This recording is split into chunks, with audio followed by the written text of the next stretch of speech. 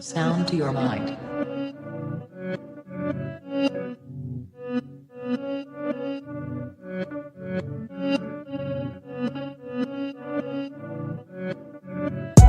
Breathe.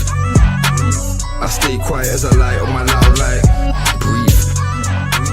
I balance diet, I'm just trying to get my pounds right. Breathe. I stay quiet as I light on my loud light. Breathe. I balance diet, I'm just trying to get my pounds right. Shouts all on my team, I need more than a mattress support. In my dreams, could grab a few Zeds like I'm falling asleep, but I don't wanna wake for the morning. Grief, breathe. Tears drop to the form in the sea. A broke heart, but it's worn in my sleeve. Never listened, I was warned in my teens, but I still skipped school, I was taught in the streets. Ring back, don't call for police. Stand tall, don't fall for the beast. Got issues with trust, so I'm born to believe. We've been a victim of love and now we're caught in it deep. Breathe. Yes, people, what's happening? What's happening? Back again for the live watch along. Just waiting for Fitz to come through. Just bear me 1 minute, guys. I think he's just come through now. 1 minute. Yo, bro, you're on mute, man. Fucking hell, you good, bro? Yeah, what you saying, man? You good? Yeah, man. Just running around like a knobhead, like always. What about yourself? You good? Yeah, man. Busy day, man. Busy day. Obviously, I had the live fitness today. Big up to everyone coming through with that as well and supporting the channel. But yeah, no, as I said, man, been a mad one today, but was never gonna miss this one. Obviously, I see you got the old sharp viewing camp top on as well. Yeah, listen, big game. Guys, no Jonas today. I think Jonas has bottled it, man. He wasn't feeling too confident with the game after seeing the lineup. So yeah, man, no Jonas today, but I suppose to be watching it, you know, behind closed doors in spirit, as they say. And as I said, man, I think it's going to be a draw personally. You know, I know Liverpool are missing a few players. I mean, United should be winning this game, if I'm honest, but it wouldn't surprise me if it does end up a draw. But let's hope United can come away with the 3 points and secure Champions League football. Fritz, what do you reckon for this game, man? I'm not gonna lie, I can see it going either way, to be fair, because we haven't got much to play for now except the rivalry. But I'm hoping that obviously Carrick understands the rivalry in it, so I'm hoping that he's instilled it in the players. Like, look, this is even more important than anything else. You know what I mean? This is the last big game of the season, realistically, in it. So hopefully we turn up, and I've gone 2-1, but yeah, it might be optimistic of me. I hear it. The only thing, yeah, that I think I'm more or less concerned about, yeah. But I suppose because Liverpool haven't got their best team out, and I mean, obviously you can see, you know, the Robertson, Gravenberch, McAllister, Frimpong, Szoboszlai, Wirtz, and Gakpo, yeah. The only thing, and I'll keep it consistent, yeah. You see the front four that we've got playing today, which is Bruno in the 10, Cunha on the left, and Mbeumo on the right, and Sesko. You know what? Fingers crossed, and I'm praying it works. But you see that front four there? That front four is not a cohesive front four. Because out of all four of them players, yeah, you've got 4 players there that don't really keep the ball. You know, you've got a Maverick in Cunha, and Mbeumo's better when the ball's in behind space. Sesko the same, and Bruno, as we already know, is very much a long ball merchant. So I'm actually concerned about keeping possession. You know, I mean, we've got Kobbie in there. You know, Casemiro, as we know, as good as he is not someone that keeps possession. But it's either going to work or it's not. You know what I mean? So my thing is, man, I'm hoping this front four does thrive, but I've got reservations, man, in keeping the ball. But saying that, Liverpool are not at full strength, so yeah, it could work in our favor, man. So I'm just waiting to see in it, you know.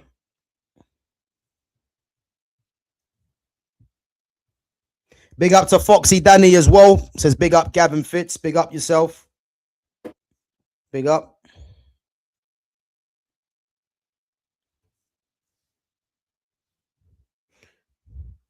So yeah, Woodman, Jones, Kanate, Van Dijk, Captain, Robertson, Gravenberch, McAllister, Frimpong, Soboslai, Florian Wirtz, and Cody Gakpo. So again, not their strongest team. But again, guys, Liverpool, if they win the game, they can go level on points with United and obviously go ahead them on goal difference.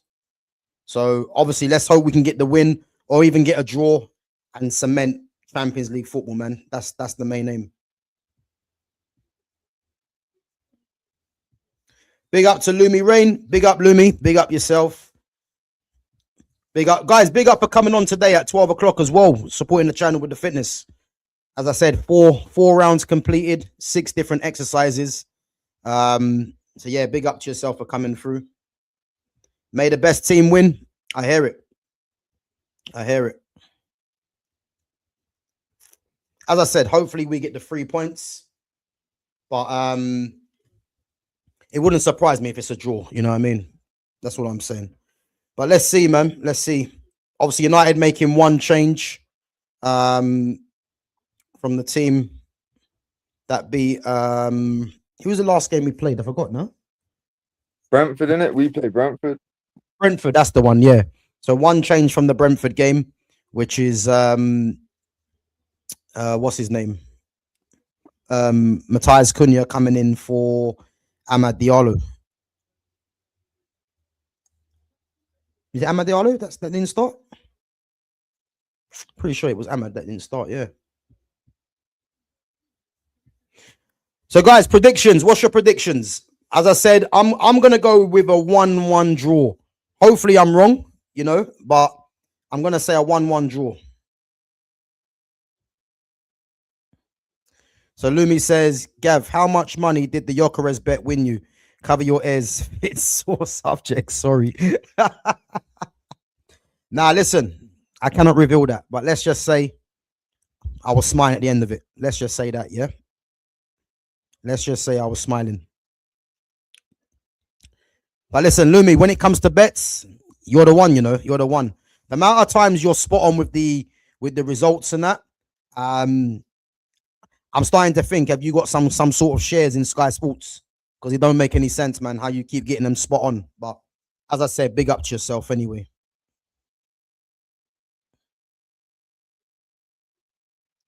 Big up to Babs One Diva says, hi, Gavin Fitz. How are you both feeling about this game today? Man U 3, Liverpool 1. Do you know what? I'm actually confident today's game. But what I would say is that these are the kind of games that, you know, United are expected to win, especially with the fact that Liverpool are not at full strength. But something's telling me it wouldn't surprise me if there's a draw. You know, because I don't think Liverpool would want to give too much away. And I think Liverpool will be happy with a draw. And obviously, if we get a draw, it's Champions League football. So let's see, man. Let's see what happens.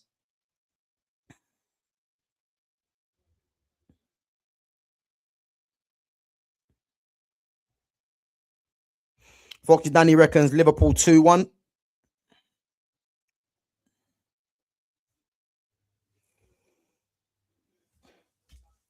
Guys, what do you reckon about Cunha back into the lineup?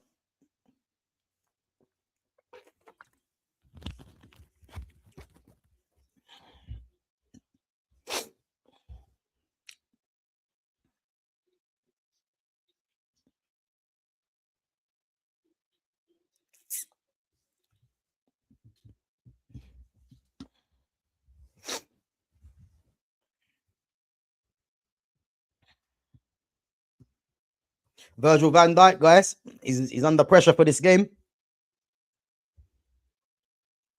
Is Harry Maguire gonna manhandle another opposition centre back? First, it was Gabriel Magalhaes. Could it be Virgil this time? Let's see.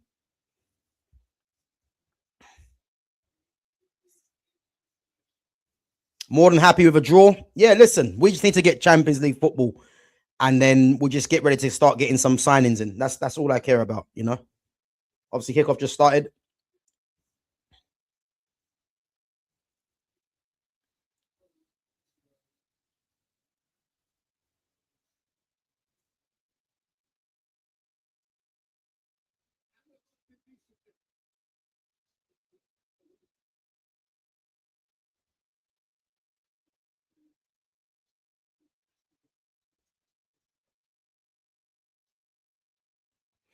Yeah, bro, I hear it, man. Let's go for the win. Let's go for the win. But as I said, I think don't take your eyes off of Liverpool. I know Liverpool are not at full strength, but they know what's at stake as well, innit? So that's why I'm saying. But we are the favourites, no doubt.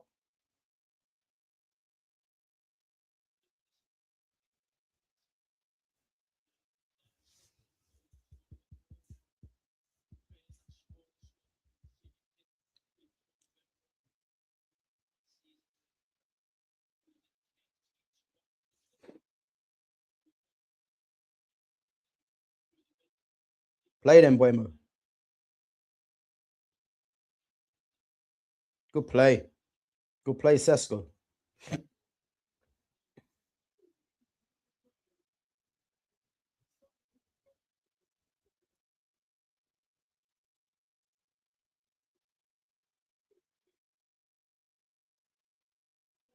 Play Maguire.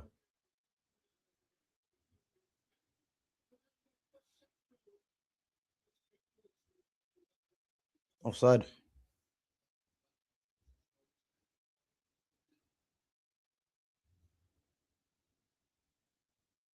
Guys, you know what I'm worried about though, yeah, as well? Could Bruno Fernandes, yeah, be too obsessed with trying to get the record and just start at every opportunity he gets, just putting balls in the box? Could that be an issue? I hope not, but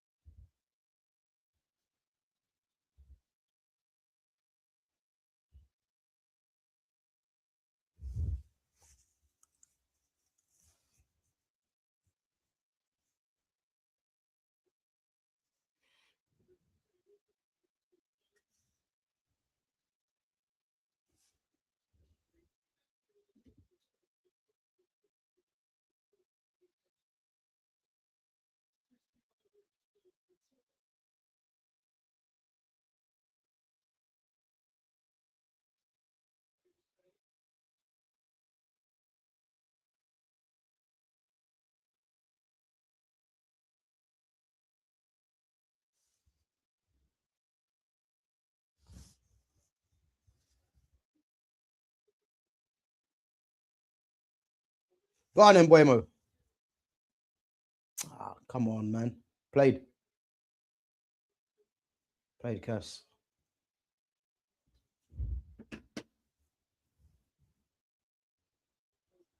Oh, unlucky.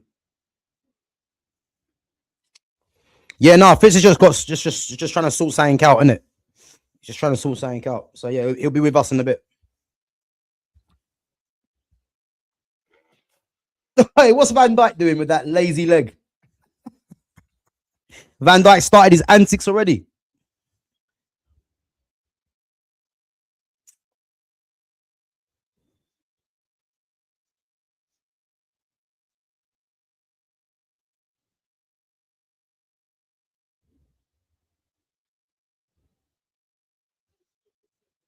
Good play.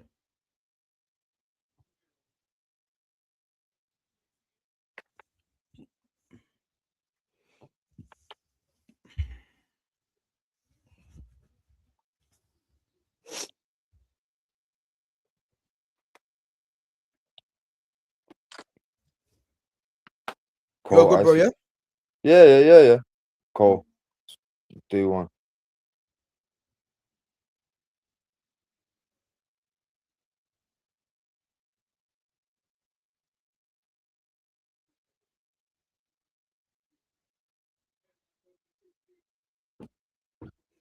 Go What you on. telling me, though, bro? I'm back now. I'm back.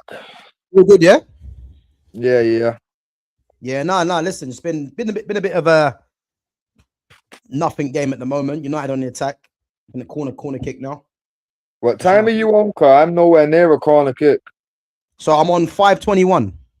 Fucking- Yeah, 521. I'm on 440. Oh Lord. Boy, listen, they're taking the piss out of you lot, man, down there. Bro, You need to have a word, you know, seriously. And the joke is, bro, like I say, I could throw a stone and just about hit someone sat on the fucking third row. It's a piss take. Yes, Cunha! Cunha, You 1-0. 1-0. Hey, Matthias Cunha. It's just gone out for a corner where I am.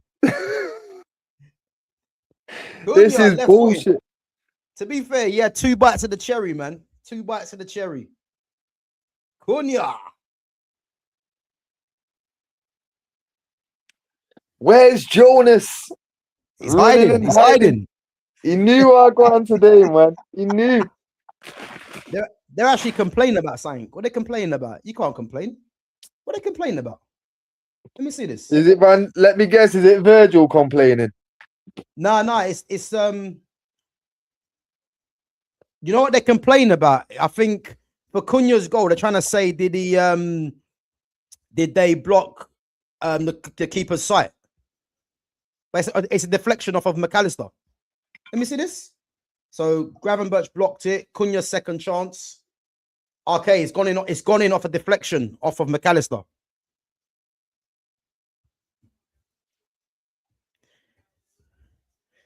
What's this? Bournemouth 3-0, Lumi, yeah? I thought it finished 2-0. Who scored the third one? Bro, you see that Krupi Jr., yeah? That guy, he's scored goals this season, this guy, you know? Yeah. Trust me. Yeah, bro, 1-0, man. Lumi saying 3-1. Listen, I ain't going against Lumi. If Lumi thinks it'll be 3-1... United? Say 3-1 United? No. Yeah.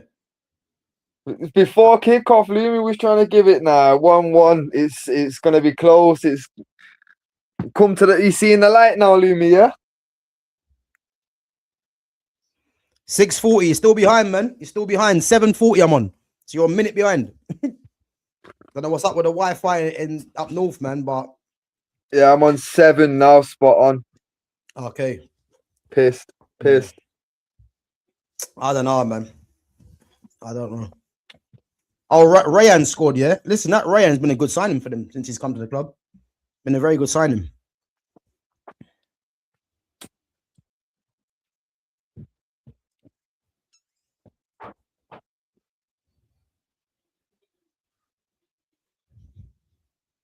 One already.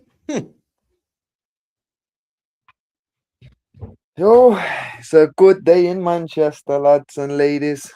Trust me. To be fair, like it wasn't a great strike from Cunha, but the deflection is what got the goal on it. But we'll take that. I ain't gonna. I'll take anything against these Scouse bastards. And Chris, I love you really. Danny, I love you really, but fucking hell, nah, man. It's deeper than you guys, man. You guys are the exception for me. Chris, are you gonna be walking alone tonight?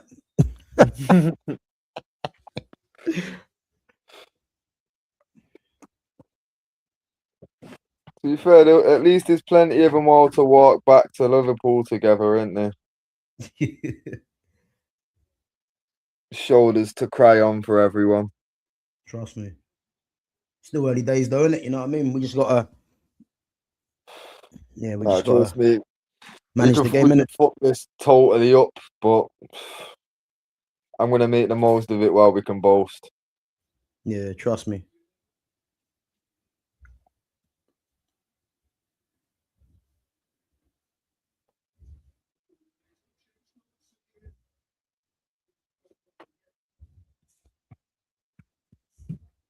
Oh yeah, guys, live watch along on Tuesday as well for the second leg of the Champions League semi-final. Just letting you know now, yeah, you see Atletico Madrid, they rested literally their entire lineup. They rested everyone, bro. So you know what they're on, innit?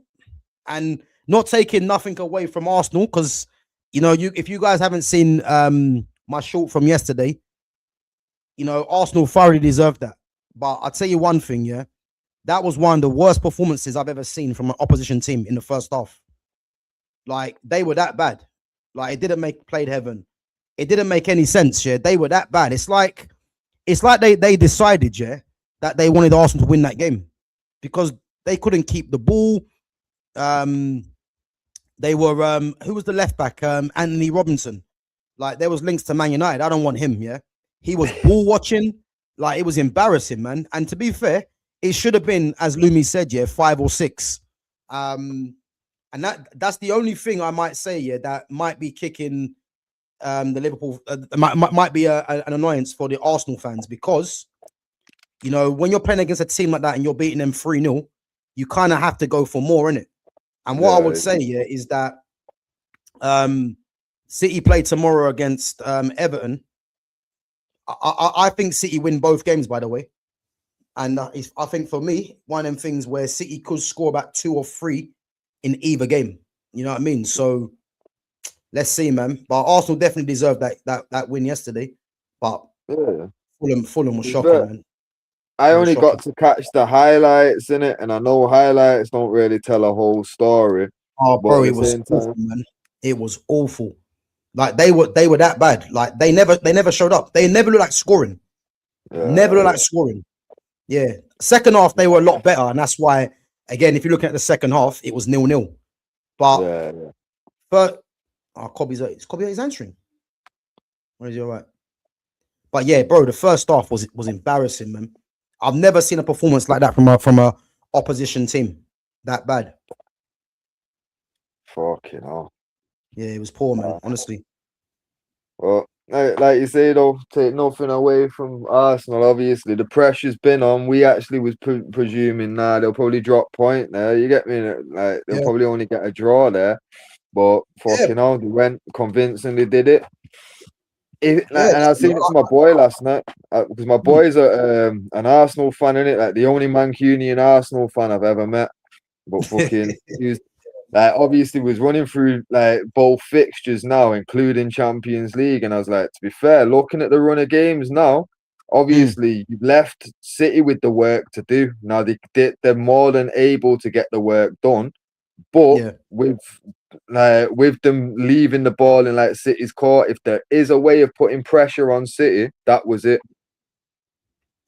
You know what I mean? But what I would say is that Arsenal won 3-0 and it's only 4 games in it, but City still had 2 games anyways in hand.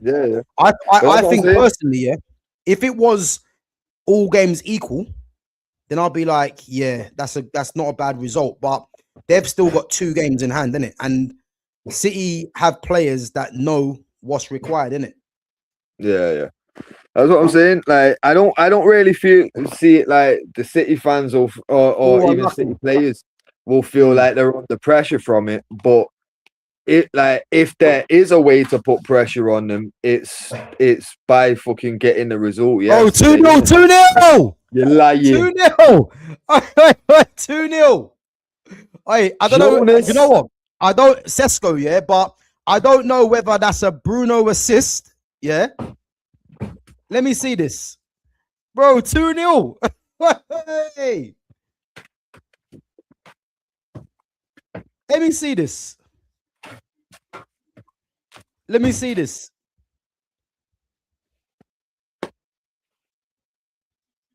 I don't know if this is a. Let me see this. Let me see this. Oh, yeah, Liverpool are all over the place.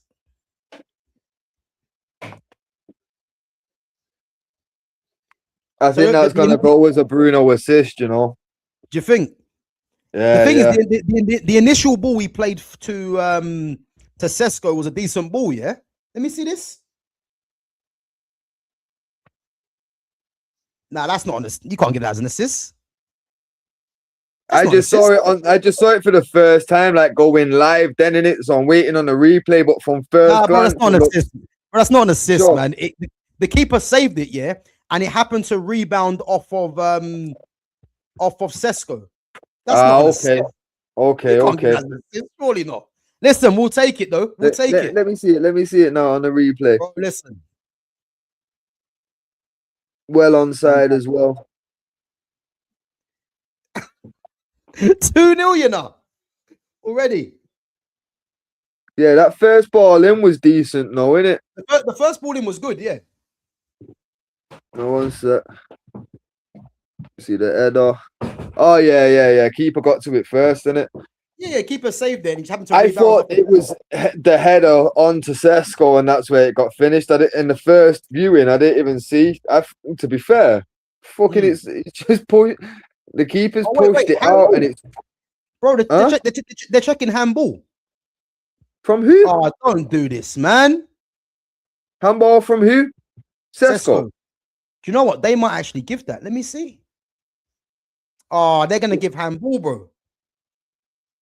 The only way to give handball is because they know at this point the game's done if they don't fucking fuck us. You know what I mean? Yeah, but you know what? Yeah, you can't give handball for stuff like that. What's he meant to do? Now, trust me. Bro, they're gonna give handball. You know, they're gonna give handball because he's actually hit his hand. Yeah, yeah. They're gonna give. Yeah, I told you.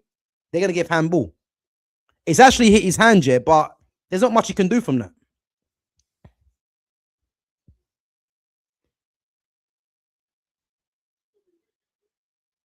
Oh no, go. Yeah, go. Okay, cool. I thought they're gonna give handball. Yeah, 2-0, bro. 2-0. What was the last game you went to watch, Gav?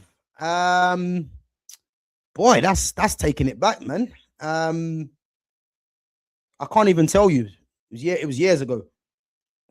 I haven't really got a fascination with going to watch games live, to be honest. I prefer watching them in the own comfort of my own home, man, so I can properly focus on the game. That's the truth. But yeah, it's taking it back, man. But 2-0, listen.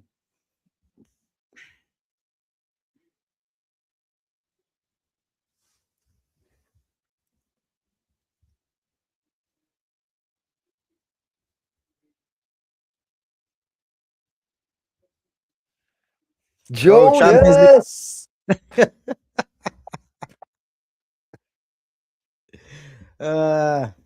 He just sensed it, didn't he? He knew. He got the memo from Slot. Trust. Bro, 17 minutes in. Bro, 6-0? What are you saying? Bro, I'm not gonna lie. Carrick's obviously done exactly what I said. Like, he's instilled it in the players how much this rivalry means to this club.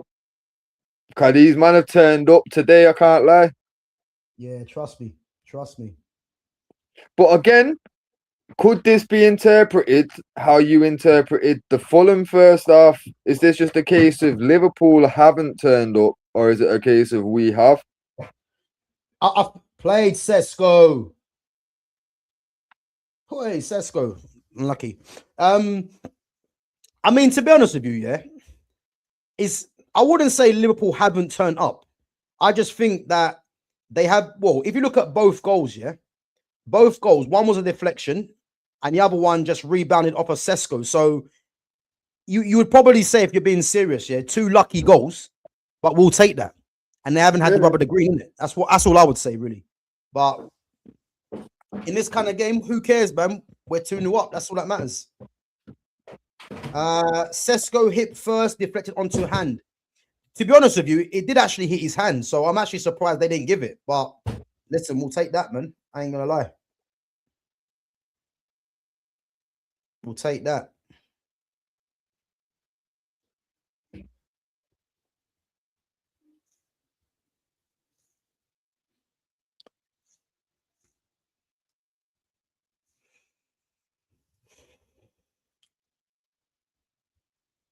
Still a long way to go, though. You know what I mean? 100, but with a 2-goal cushion, I do feel a lot more comfortable now. Like now, half time, Scousers are getting all the smoke. Anyone seen Jonas? Anyone seen him? Just someone do a welfare check on him, a well-being check. Just make sure he's okay. Yeah, trust me.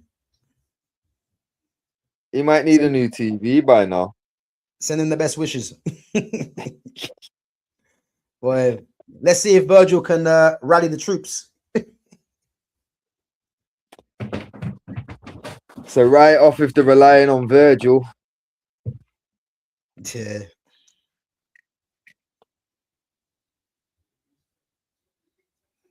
Oh, it's a Bosley with a change of pace. Boy, bring Rio one already. Bring him on.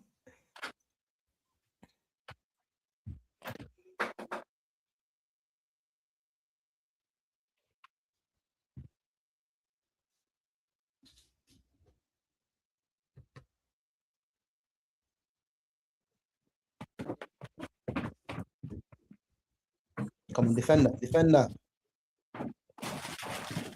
Played. Cunha.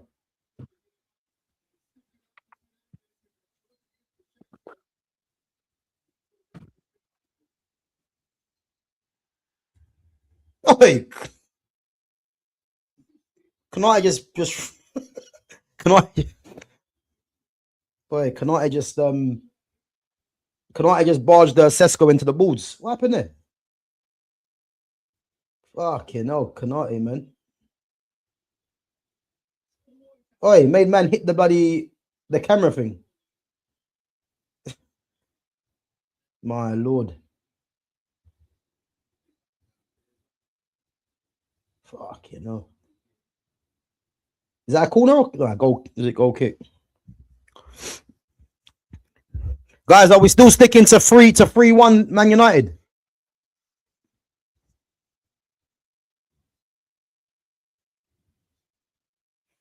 Fizz, what do you reckon for Arsenal on Tuesday? I'm not gonna lie, bro.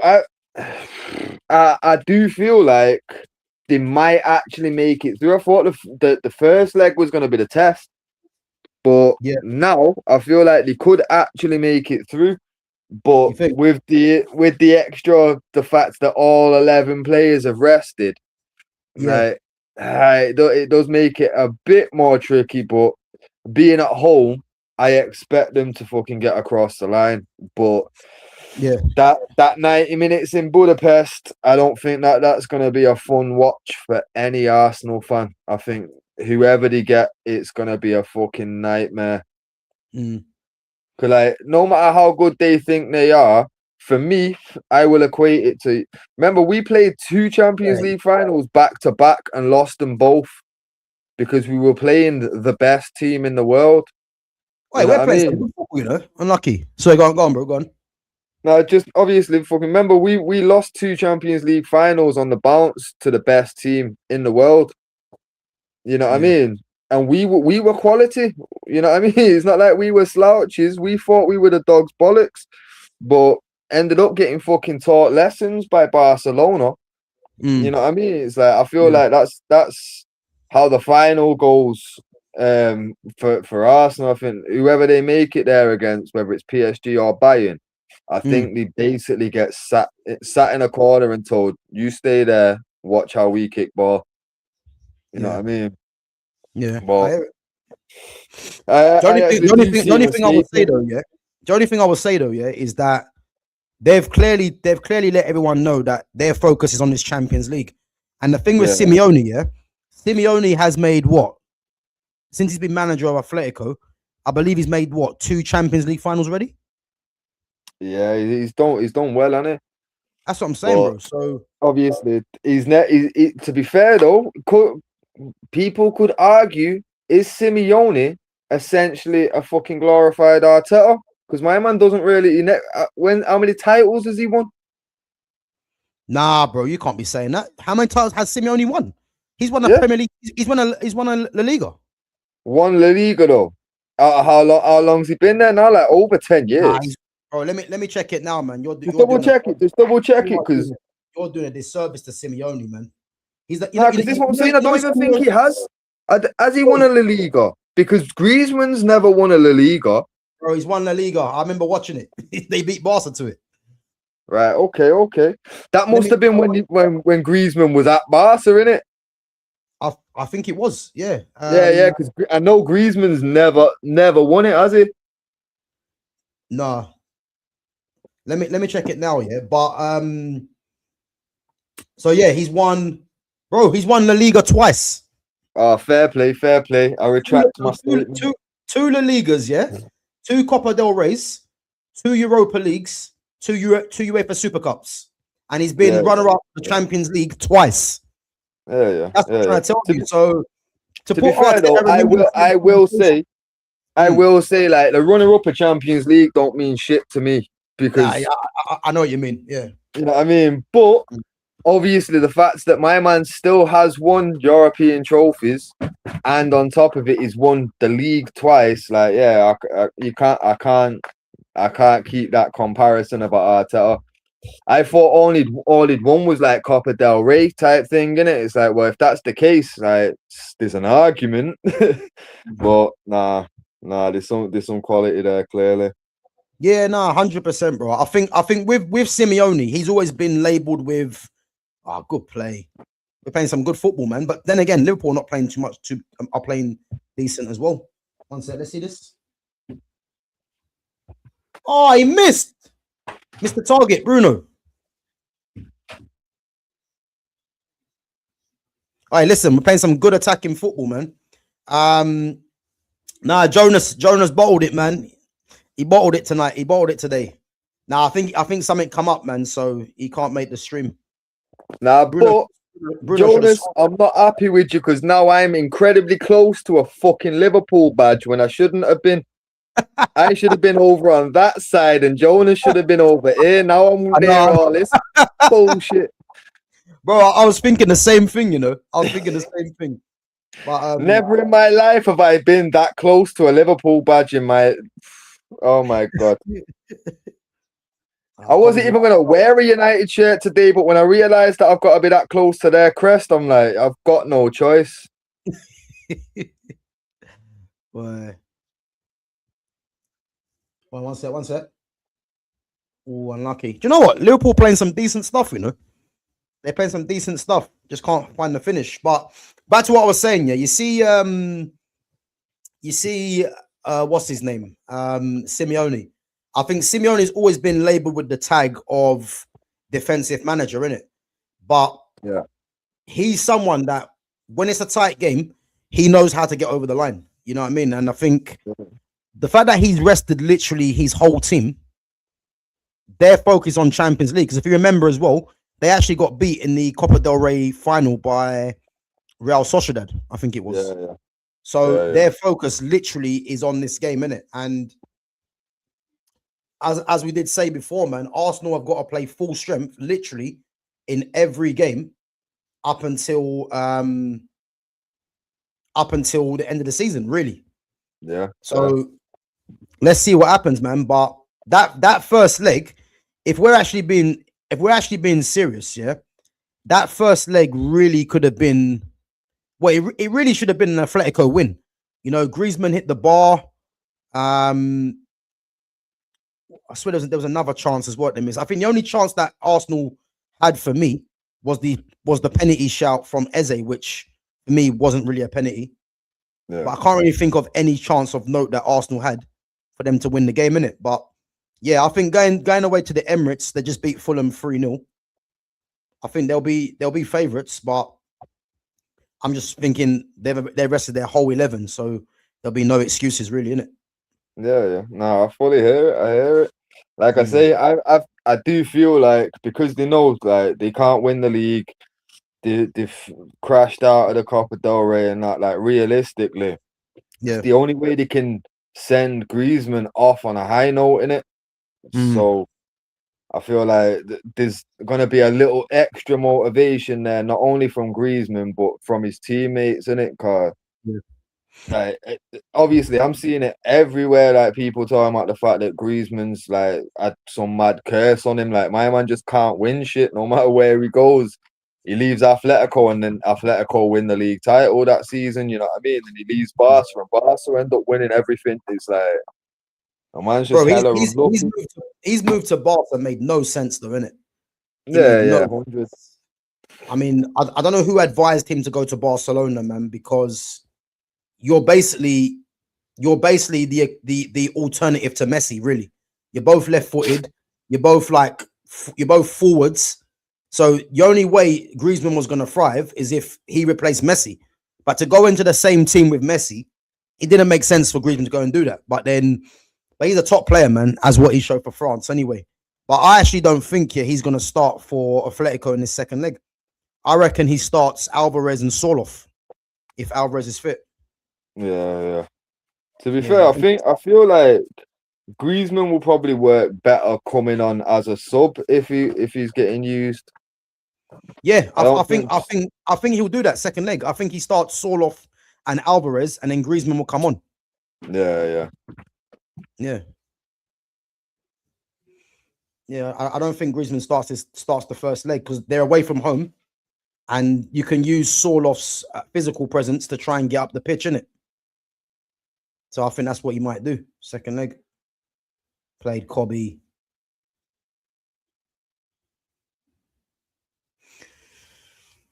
Well, a new contract, new swagger. Do you know what it is? Yeah, I hope Kobbie gets a new number next season. I'm not sure. I think he likes the 37 in it. It's because 7 and 3 makes 10, isn't it? Because his favorite number is 10. Yeah. It's the same with Ahmad, innit? Ahmad's got the 16 because 1 and 6 equals 7, innit? Oh, is that why he's got it? Yeah. Yeah. Bro, just take that 7 off Mason Mount, man, and tell him to bounce, and then give it to Ahmad or something, man. Ross, you know what I mean? I've never seen a number 7 be on the bench as much as him. You know what I mean? Crazy. Bro, to be fair, like I say, I'm not even counting him as a number 7. Like Valencia did a better job as a number 7 for us than Mason Mount. Like awful, isn't it? Not having it. It's awful, man, isn't it? Valencia wearing 7.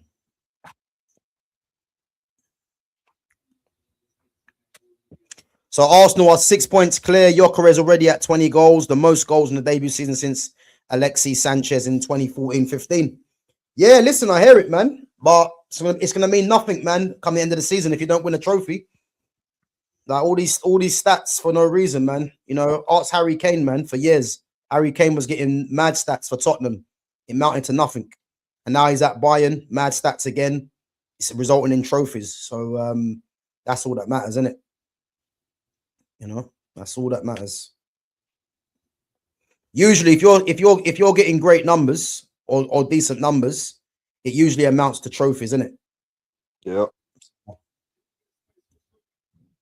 That's the thing. That's the whole fucking thing about this Bruno thing. Like, you know what? I seen somebody Clock sent it over in it, and he like Geezer was talking about Bruno's season should have an asterisk next to it because he's not competed in anything else. You know what I mean? It's like if you look at the amount of games other players have played, how is he even in competition for player of the season when he's played like 40 games and everybody else has played 50 odd? Yeah, but bro, this is what I keep saying, man. He's only in contention for player of the season because they're trying to hype it up with this whole assists record. That's literally what it is. Because if you look at it as well, yeah. Now Kobbie Mainoo signed a new contract, but yet Sky Sports do a thing on Bruno having an interview with Gary Neville, and that should tell you what they're trying to do here. It's because he's so close to breaking the record. Yeah, their main focus is just putting him at the front, at the forefront. Now, if he doesn't break it, yeah, they're gonna be embarrassed by doing all that. But here's the thing, though. I wasn't even really paying attention to that interview, but I overheard one sentence which it just stuck out. You hear Gary Neville say, "You're the best United player since my playing time." So since Neville retired, he's trying to say Bruno's the best United player we've had. Yeah, but bro, what I'll tell you on, but just based on that, yeah, seriously, yeah. Look at how shit of a footballer Gary Neville was. So I'll just take comments like that with a pinch of salt, because if that was Dennis Bergkamp or if that was Eric Cantona saying that, even though they'll be delusional by saying that, yeah, but I'll be like, you know what? They were quality players. Gary Neville was the architect of hard work. So if he's saying that Bruno is the best player that he's seen of his lifetime, yeah, that just means that you don't take things like that seriously. Like you just laugh in it, really. You know what I mean? So as I said, Patrick Vieira, just check Patrick Vieira's comments on what he said about Bruno in terms of he said literally what we've been saying. He said Bruno cannot get player of the season based off of numbers. What we've been saying. Yeah, 100%. There you go. You know what I'm trying to say? So, But that's the thing. It's crazy that like because see, like Patrick Vieira is the only guy that said that he'll end up getting ridiculed and I like, oh, he doesn't know ball. Look, everybody else says this. yeah. It's actually backwards. Like nobody will wake up to it because Vieira said it. If anything, there'll even be Arsenal fans that'll say, "Oh, he don't know what he's on about." Like the Yeah. fuck, Because it doesn't make sense, man. that's what you're up against. You're up against a machine in Sky Sports that pedal out this stuff. Yeah. Do you know what? They're showing the replay for the Sesko one, yeah? He's actually hit his fingers, yeah. I mean, to be fair, I'm actually shocked they didn't give that, innit? But yeah, just going back to what we were saying, yeah. If you look at the fact that Vieira said that, yeah, again, because Sky Sports peddled the same thing about Bruno, and then the majority of fans, especially Man United fans, are Bruno fans. They're all going to peddle the same thing, innit? And this is why you can't really have any sort of conversation around Bruno, because as soon as you do, people are just going to come on there and say you're not a real fan, or you know you're hating on Bruno and all this other nonsense. But the reality is, people don't want to have the same conversation, a real conversation. And all you have to look at, yeah, is I said this before, yeah, and I actually heard it the other day, yeah. How funny is it that Bruno's getting decent numbers, but everyone else around him is struggling? Yeah. Is that a coincidence? It's not. It's the same thing when Ronaldo came in. Who dropped off? Bruno. Because you've got one player that is hogging everything, which naturally means other players drop off. You know, surely you'd want the whole team contributing. But if there's one player that's literally getting everything, at what point do you look at it and think, well, you know, that's an issue? If one player is literally everything's being revolved around him, you know, it wouldn't matter. It wouldn't be that much of an issue if Man United were winning the big prizes, but they don't. It just means that one player is just getting afforded everything, and other players are dropping off. You've now got people saying that Ahmad's shit now.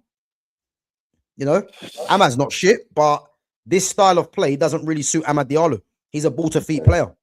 You know what I'm trying to say? And that's why the front line that Carrick's actually playing, and I don't blame Carrick, because the fact that Carrick's actually came out and said, you know, Man United not playing the way that he wants, I actually respect that, because what that's telling me, yeah, is that he's actually just trying to get over the line, trying to secure Champions League football, so it looks good on his CV to get the job.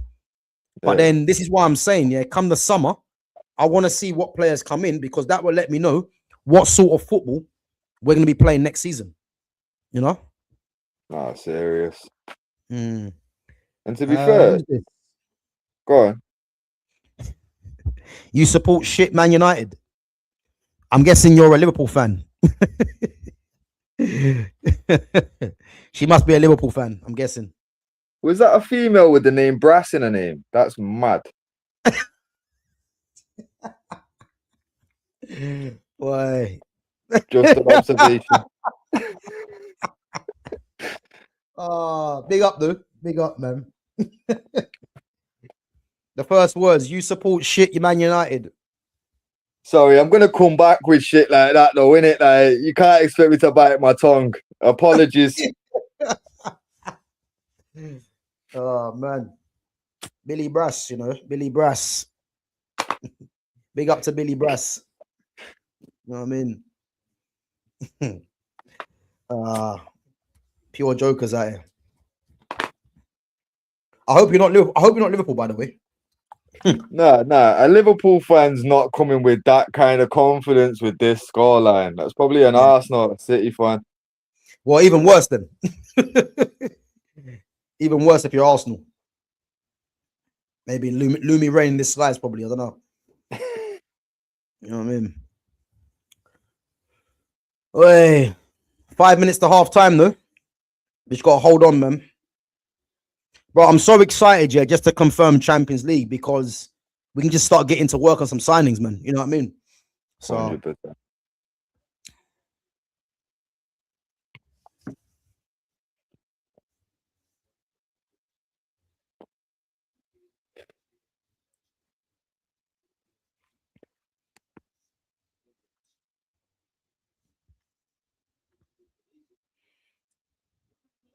Oh, unlucky. Clockender says, at no point either have said he's shit, which he's not. You just don't hold him in such a high regard at the majority, which is absolutely fine. It's not even controversial take, in my opinion. Yeah, Clocks, man, big up, bro, big up, because I think what the problem is, yeah, is that when the majority of people rate a player highly, yeah, as soon as you say something like you don't think that player's that good, that is widely rated in the media, as soon as you say that player's not that good, or you try to, dissect certain things about that player, you're automatically seen as a hater or whatever other stuff they want to come out with. That's what I'm trying to tell you. There's no real dialogue with people. It's just that if you don't rate what they say, they just start chatting and start saying that you don't know what you're talking about and all this other stuff, innit? But the reality is, unlucky. The reality is, yeah, for the kind of number 10s that myself and obviously Fitz as well has seen, you can't make me rate Bruno Fernandes like that. You can't, you know what I mean? And as I said, the fact that he gets numbers to the detriment of everyone else, at what point do people start looking at it thinking, is he doing more harm than beneficial to the actual team? As I said, if Man United were winning Premier Leagues, Champions Leagues, and this was the case, then I'll be like, you know what? I don't rate Bruno as highly as a lot of people, but at least you can say, do you know what? Fair enough, man. He is playing his part, but we don't win. Yeah, the titles that we should be winning. And when I'm seeing the majority of the attack struggling, there's one common denominator that people don't want to talk about because it's all about Bruno this, Bruno that. That's the problem. But yeah, big up, man.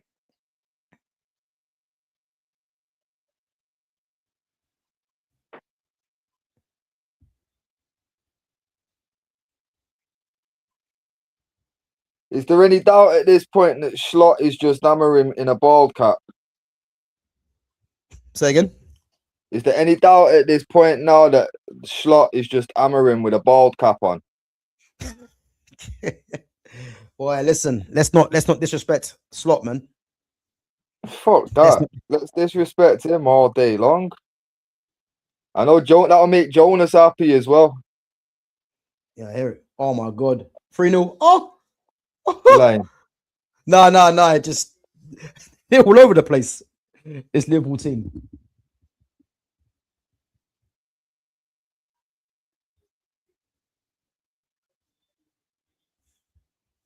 Unlucky.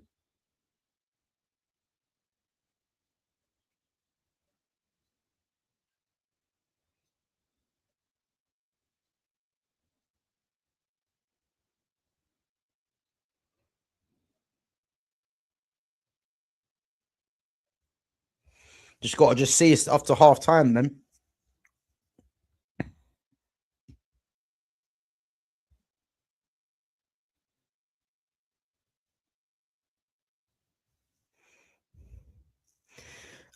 If you was in title races, back-to-back Champions League semis, and he was carrying you, then it would be a different conversation.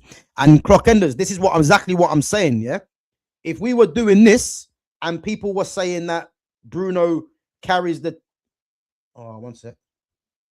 Oh, Harry Maguire's a warrior, you know? Harry Maguire. Slabbed.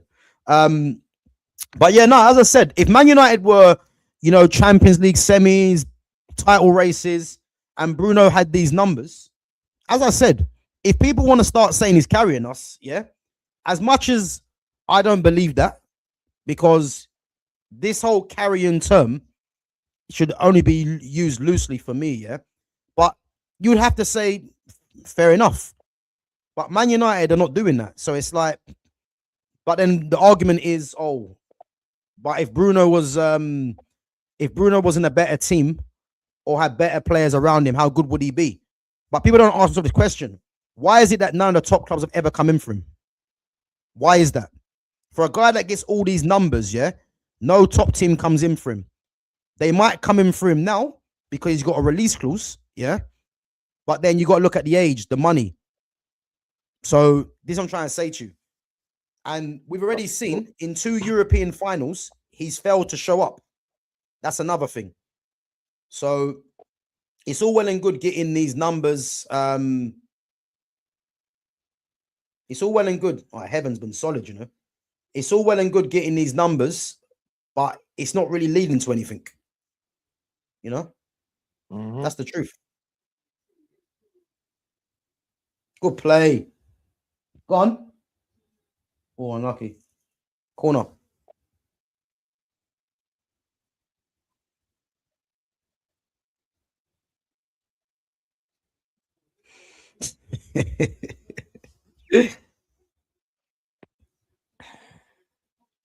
Slot out Xabi in, yeah? I spoke to Romano and he said Gav's going to be the next United head coach. Listen, let Carrick do his thing, man. He's doing a good job at the moment. I have to say, though, I'm like, just being honest, even though Carrick is doing a good job, for me, it's not the lineup that I like to see. But you can't actually argue, man, because he's getting the points in. And as I said to you, that's why I just want to see what happens next season.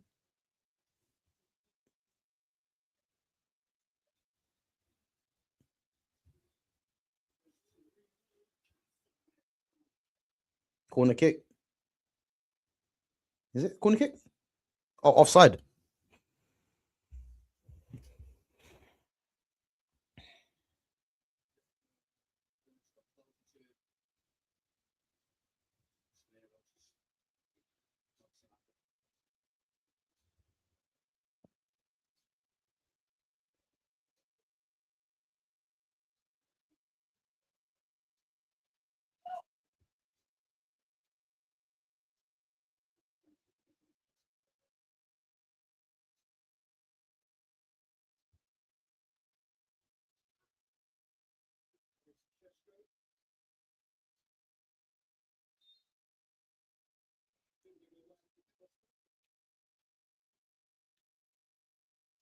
You have to say, though, innit? How's Liverpool's luck, man? No Isak, no Ekatike, no Salah. Bro. Crazy, Oh, innit? well. Oh, well. No Allison, no Mamadashvili. No clue. Pressure. Under pressure. Yeah. The funny thing is, though, yeah, I can actually see them keeping Slot, you know. To be fair, with Jonas giving me that little bit of backstory about like he's basically the head guy's fucking mate. I can see it myself, you know. I think if they get Champions League, they could give him another shot and just probably invest again in the team. That's the only thing I'm thinking. But half time, 2-0, guys, 2-0. Cannot argue with that, man. Cunha and Sesko. Thing is, though, being honest, yeah, both goals have been very, very fortunate. Yeah. Very fortunate. If he was scored against us, I would actually phrase them as like scummy goals. I'm not gonna lie. Yeah, but it is what it is. Obviously you do prefer to see good goals being scored in it, but in your biggest rivalries, I'll take what I can get in it.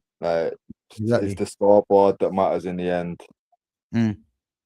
But obviously, fucking like you say though, they've been scrappy goals, but we've actually played pretty well. You know what I mean? So it's some good football, yeah. It's not like we've been shit and just been very fortunate with 2 scummy goals. Like we've played well, but the finishes have just been scummy in the end. But yeah, you know what's key though, yeah, from this whole team, yeah. Kobbie Mainoo is so key because he's the one midfield player that has that real composure. You know, and a lot of the attacks, yeah, when you play the ball into him, he very rarely loses it. And imagine in the summer, we go and get the midfielders that we need that can complement that. How much better we'll be in possession. Because this team that we've got right now, yeah, is not a possession-based team. There's too many players there that are not possession-based players. And I'm trying to say to you, if we can go and get more possession-based players and dominate games, imagine that. You know what I mean? Imagine that. So, but yeah, man, it's 2-0, man. Let's hold on.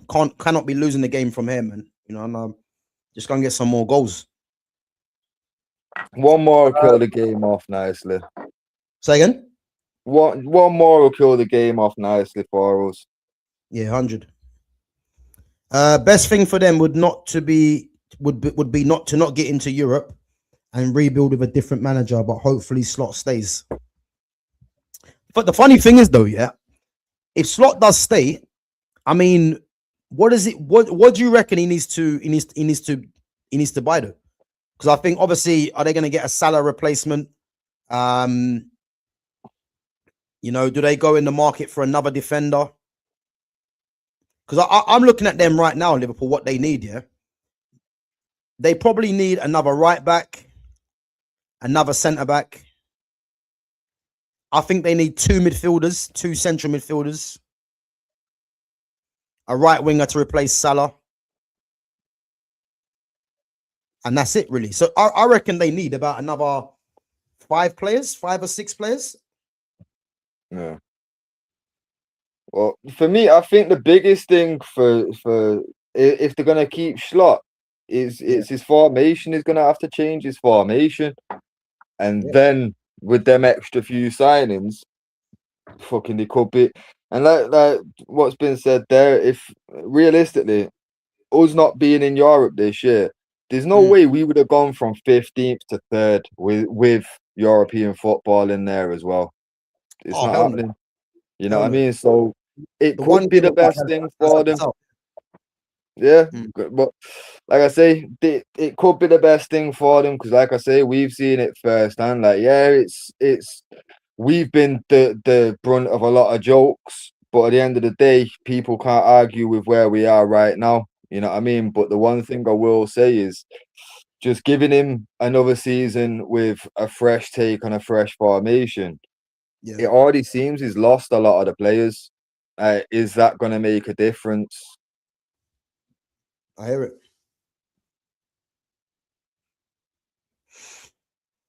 Yeah, I mean, again, no one knows what's going on behind the background, innit? Do they rate this manager or not? You know what I mean? Did you not they don't. I seen a clip yesterday of Salah talking to Gerrard, yeah, and Gerrard mentioned something about playing right back a few times. You see it? I haven't seen it, no. Well, fucking Salah turned around and said, "Yeah, well, I've basically been playing right back this season." Tell me that's not a jab at Slot, bro. Is that what he said? Yeah. I'll find the clip and send it you after this. I swear to you, bro, he turned around and said, I've basically been playing right back this season and started laughing with Steven Gerrard. Like yeah, but you know what? I don't agree with that because for me, Salah's been poor, yeah, and all of a sudden you've been poor, and now you're saying, oh, because basically what he's trying to say is that Slot hasn't been able to get the best out of him because of that, yeah? It's got nothing to do with that. Salah was on his way out anyway. You know what I mean? That's literally all it is. Salah was showing signs last season, even when Liverpool did win the league, that really he was getting numbers, but performances weren't that great. So now, because your performances are poor, the numbers are not there. You're now saying, but basically, what he's doing, he knows Slot's under pressure, yeah, and he's basically just trying to throw it onto Slot to say that the reason he's not doing what he's doing is because Slot's been playing him as a right back, more or less, isn't it? Yeah. So then the narrative can be that he had a lackluster fucking finish to his Liverpool career, but that was due to fucking Slot and tactics. He knows what he's doing, bro. But that's what I'm saying. When you sat there with, let's be real, most people say the biggest legend of most recent times of the club, and they're both laughing about you saying that you've been playing right back, basically. That's not going to help the manager with players or fans. You know what I mean? So I don't know. For me, I feel like it might be a bit too far gone for him. But I'd love to see him to stay because, like I say, I feel like it's gonna be a case that they'll have an Amorim season if they don't do Europe and have Slot in charge. first half of the season they'll do fucking mediocre, and then they'll have to replace him with someone like a Xabi Alonso, and then it could turn around. You know, I could literally see it just replaying the same scenario for them that's happened to us. Yeah, I hear it. And again, if you haven't seen my short from yesterday, so obviously if you see, you know, they're saying that Salah's one of the best players ever to play in the Premier League. You know, Sky Sports had the cheek to put him top 2, just behind Thierry Henry. Yeah, and this is why I say, is it based on trophies won, or Premier Leagues won, or is it based off of numbers? Now, the amount of players, attacking players that have won more Premier Leagues than him, check the short out and you'll see it, because there's a few. Andy Cole's got 5. Solskjaer's got 6. And Henry only got 3. Henry's got 3. Salah's got 2. Cole's got more than both. Well, got the same as both of them combined. Bro, you know what? I think Henry might have 2. You know, 2. Yeah, but Bergkamp's got 3. I don't know. I'm not sure if Henry's got 3 or 2. Fucking up. Well, if he's got 2, then Coley's got more than both of them combined. So I don't want to hear the convo anymore. Bro, I went through the whole list, yeah? A whole list. If you check it out, yeah? The whole list. Andy Cole's got 5. Solskjaer had 6. Foden's got 6. Drogba had 4. Aguero and Rooney had 5. Obviously, Giggs had 13. Jack Grealish, I think's got 3. Solomon Kalou, 3. Bro, Quinton Fortune had 3. Yeah. There's loads to say. It's on the thing anyway. So if you check it out on my short, you'll see it. I went for a list of players, and that's why I'm saying, is Salah getting when they talk about Salah as being one of the best players to play in the Premier League? Well, what are they basing it off? Is it back to numbers again? Because he can't be titles won, because he's only won 2 Premier Leagues. You know what I mean? So this I'm trying to say to you, man. When they start doing all these things, yeah, they have to be. The thing is with them, yeah, they are never pinpointing what they rating Salah as being one of the top players to play in the Premier League. If they were to say to us, look, this is why we're saying this, at least you've got somewhere to go with it, innit? But they just say these things and say he's one of the best, but they never narrow it down as to why they're saying he's one of the best. And that's part of the gimmick that these people run. At least tell us why he's one of the best. But they're never going to do that. Because they know for a fact it's not on Premier League titles. Because he hasn't even got more Premier League titles than Solomon Kalou. Yeah. You see what I mean? So it's a joke. Yeah. It's a joke. Let me just go through some of these questions quickly, yeah? Yeah, one sec, bro, yeah? Yeah, go on, bro. Go on. So what do you think of Kirkes? Kirkes is decent, but I think it's definitely one of them things where he's gone to a bigger club and he hasn't literally replicated what he done at Bournemouth, innit? But you never know. First season, he might get better next season. Obviously, Andy Robertson's going as well. So obviously he's going to be first choice, innit? So you never know. He might come better. Yeah, listen, Lewis Skelly's a good player, man. Played very well yesterday. Big up Clockenders. He played very well yesterday. And again, do I think that Man United have a chance of getting him?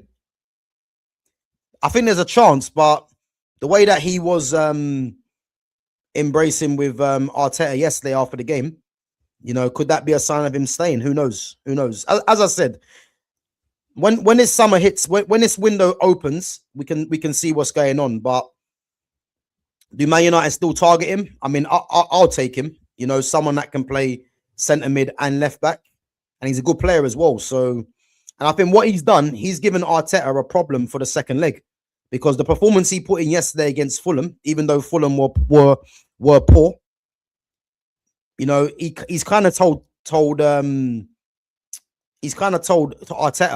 like, you got to start me, you know. But I think he brings back Zubamendi and goes with the same thing that he went in the first leg.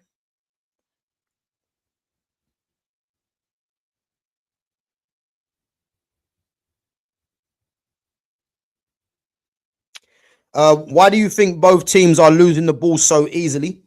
I've seen barely any build-up since the 20th minute. But again, This is a great question. Yeah, it's not really surprising why both teams don't keep the ball. It's the makeup of the players that are on the pitch. If you look at Liverpool, for instance, their front line, yeah, the only player they've got in their front line between Frimpong, Gakpo, Szoboszlai, and Florian Wirtz, the only player there that wants to keep the ball out of all four of them is Florian Wirtz. Yeah. Then if you look at the attack and you look at the midfield as well, Gravenberch can keep the ball, so can McAllister. But there's probably there's more players there that are outweighing on Liverpool's team. There's more players that are not as adept at keeping the ball than others. That is outweighing the Liverpool attack to keep the ball. And if you look at Manchester United, for instance, yeah, there's only one player in the front line in terms of you got Casemiro, Kobbie, Bruno, Mbeumo, Cunha, and Sesko. Yeah, the only player there that's adept at keeping the ball out of all them players is Kobbie Mainoo.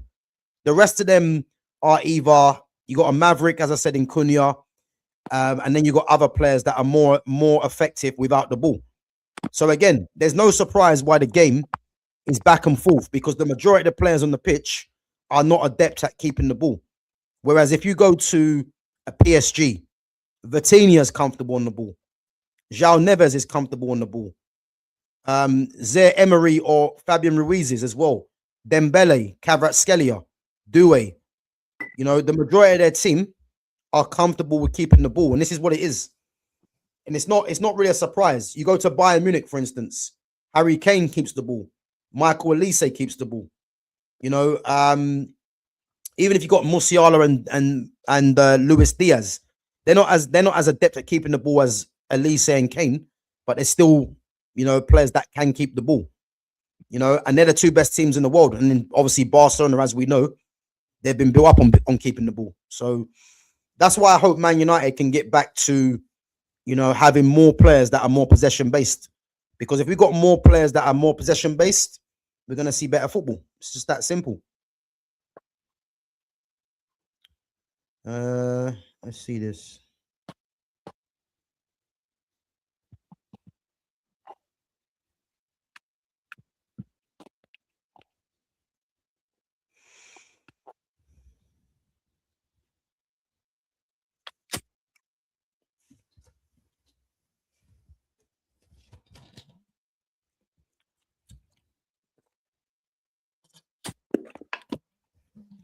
Did you see the recent interview of Gary Neville and Bruno?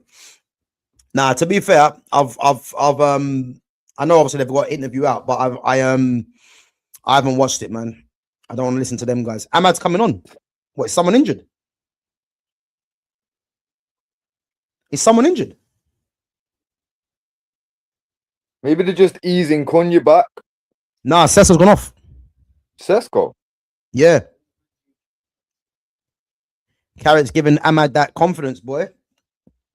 Come on, Ahmad, man. Let's get a couple of goals in this second half. Yes, he's gone off. Is he gone off injured? You know why I'm not really happy though, yeah? Is, bro, what has Joshua Zirkzee got to do to get a game? Yeah, he's injured, Sesko. He's injured. Bro, what has Zirkzee got to do to get some game time out here? Fucking ridiculous, isn't it? Go on then, Boymo. Go on. Ah. Unlucky. Yeah, big up, man. Big up yourself. So, Gary was saying something about Bruno's passing like it's no other player. What do you mean by that? No other player. So, Gary was saying something about Bruno's passing like it's no other player. What does he mean? What is he saying, that he's never seen passing like it? As I said, whatever Gary Neville says, man, don't take it seriously, because when you're a poor footballer that like he was, yeah, like don't listen to people like that try to tell you about football. It doesn't make any sense. If it was Paul Scholes talking, saying about the passing, Paul Scholes was a supreme passer, so you take it more seriously, innit? But when Gary Neville was saying about passing, like, don't take it seriously, man. That guy was a tryhard. You know what I mean? So, yeah, less of that, man.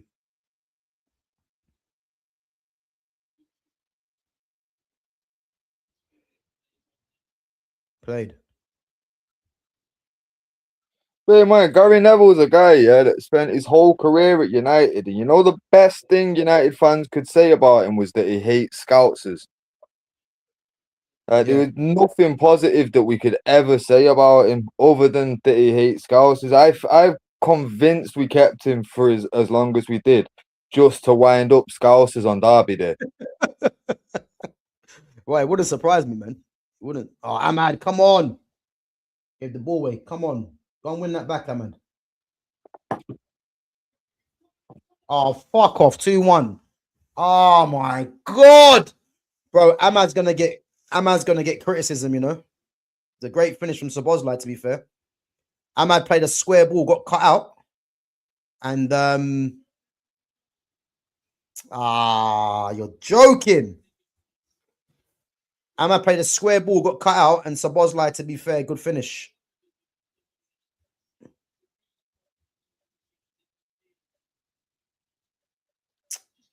Oh, for fuck's sake, man.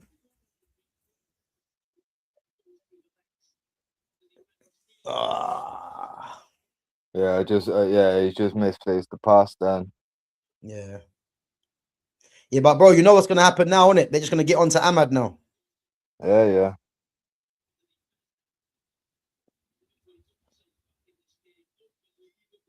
To be fair though, God, I did say before the game 2-1. So as long as what's going on, bro? We're all over the place now. Free kick. Luke Shaw just dived in. Foul Frimpong. Oh, we're all over the place. Yeah, bro. Sorry, go on. What you saying? I was gonna say I had 2-1 to be fair for my prediction in it, but fucking hell. I said it directly as I saw the goal go in, but if you're saying that we're fucking all over the place now, the rest of the sentence pointless. I'm just gonna say as long as that wakes us up and just fucking we turn back on now, we'll be good in it. But fucking hell. Yeah. You know what? Yeah, I don't know why, man, but I can see Liverpool getting back into this game. You know, it just seems like one of them games because they got the early goal as well, free kick.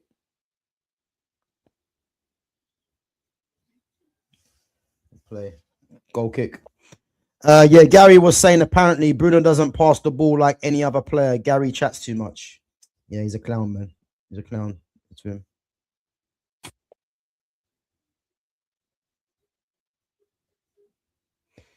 Clockender says if Kobbie keeps this up week in, week out, there is definitely a discussion to be had about him being the best graduate since Scholes. Now, listen, Kobbie Mainoo's a top player, man. He will be a top player, but let's not forget about Mason Greenwood, yeah? Let's not do that, man. Mason Greenwood. Let's not forget about Mason Greenwood or Paul Pogba. Let's not do that, man. You know? She's back.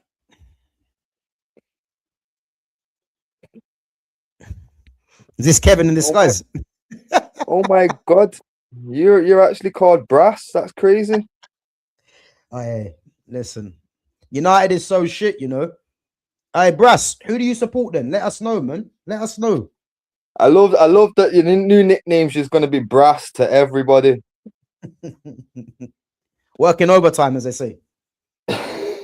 You know what I mean? Come on there and talk rubbish, yeah?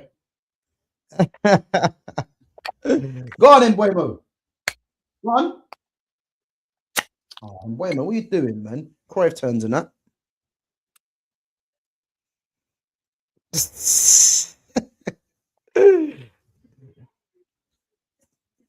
The Brass in full effect. Big up, man. Big up. Hey. I love it when people come on there and just get straight to the point and start disrespecting for no reason. At least tell us who you support in it. It's a good start.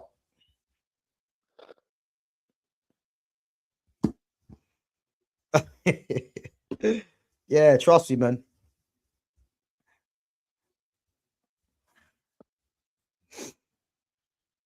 Hey, bro, they want to attack. What's going on there? Ah, good play, Shaw. Good play, Luke Shaw. Done well. Go on, Kobbie, play man.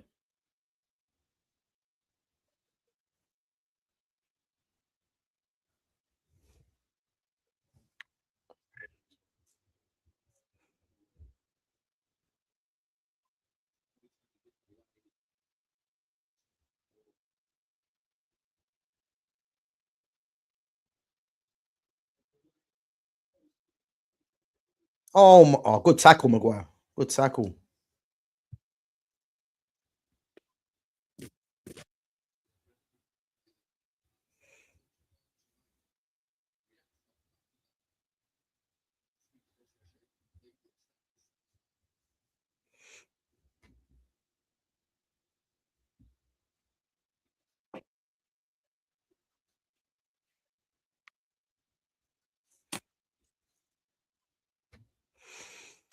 Yeah, listen. There's no denying, man. Ahmad's pass wasn't great. It wasn't great, but listen, let's see if he can atone for the mistake. As I said, man, I don't know what Xerxes got to do to get some game time, man. It's crazy, but I think that you can obviously see why he's brought good touch, Bruno. Oh, it's offside. Bro, it's offside. To be fair, Bruno brought the ball down well, yeah. He squared it to Mbeumo. Mbeumo hit the post, but it was offside. Oh, okay. After all that, as I said, Bruno's hunting for this record, isn't it? So he's giving up all of these midfield responsibilities to just try and get an assist.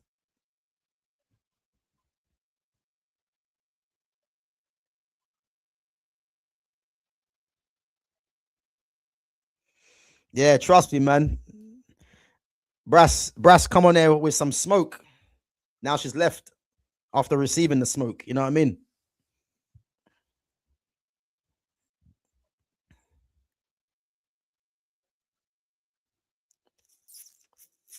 Well, she's just gone to create an account under a different name without Brass in it. Yeah, trust me. Realize the vital mistake she made in it. Yeah, you got to check your name, man, before you come on there, man, because you can be receiving all kinds of smoke, man, for that.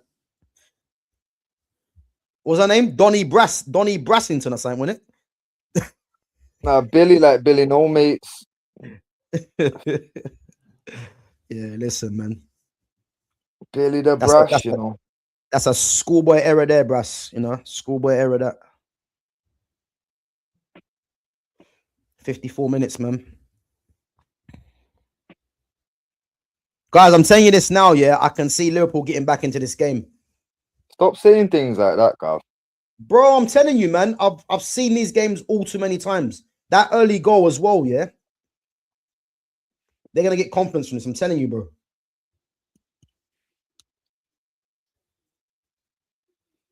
Unless we can get another goal to kill it.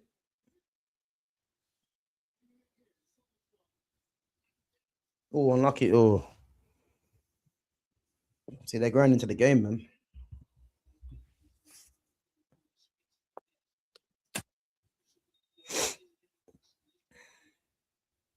Verts loves that one. He loves the side-footed pass into the corner.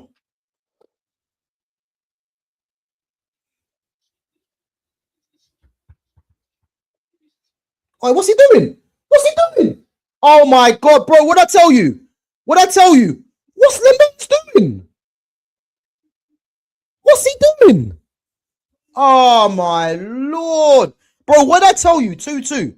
What I tell Bro, you? I told you to stop saying it. This is what happens when you speak shit into existence. Bro, what's he doing? What is he doing? Oh my god, man! What? I've not even reached it yet. I don't know what the mistake is. So Bro, fucking what's hell. he doing? Oh, bro, let me see this. What's he? Oh my lord. Lemens.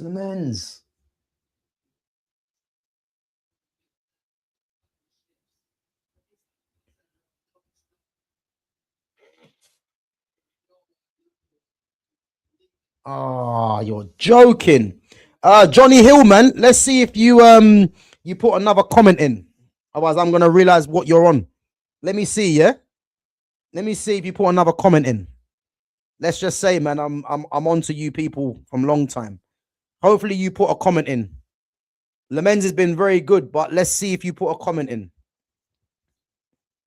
I can't believe that, man. Cannot believe that. Oh my God, man. Played heaven. Played heaven.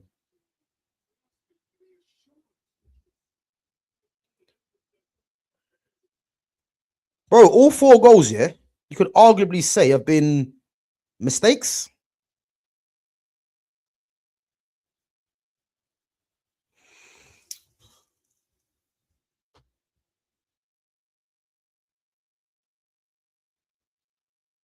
Oh, what's going on there, man? Played Maguire.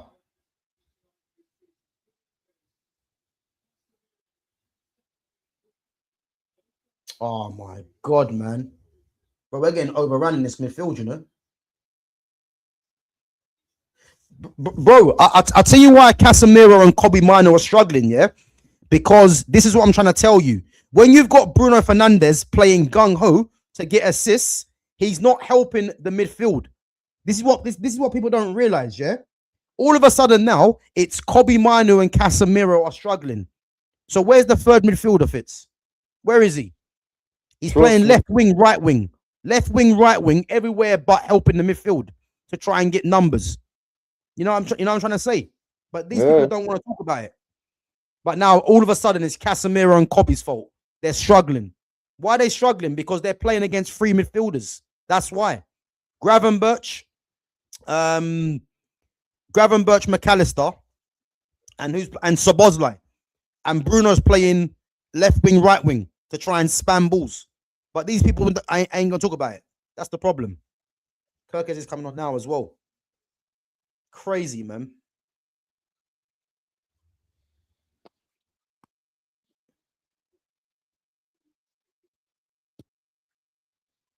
Crazy. 2 mistakes, man. 2 mistakes. Where's Johnny Hill when you need him? Try to come in with that Ahmad slander, and all of a sudden he's gone quiet. Bro, I'm telling you, man, these are the people you got to watch out for. Because I know exactly what he was doing there.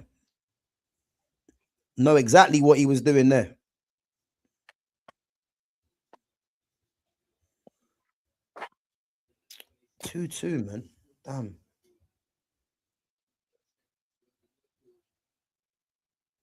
Frimpong's poor, you know. He's poor.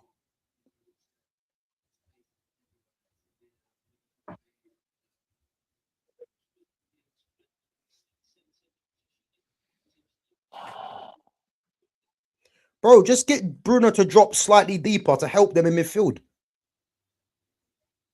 That's what they got to do. If you're getting overrun in midfield, what you got to do? Get your number 10 to bloody start supporting them. Start helping out rather than looking for the assist.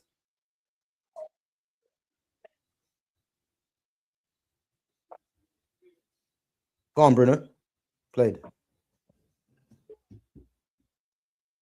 Frimpong's better than Dalot. What are we talking about here?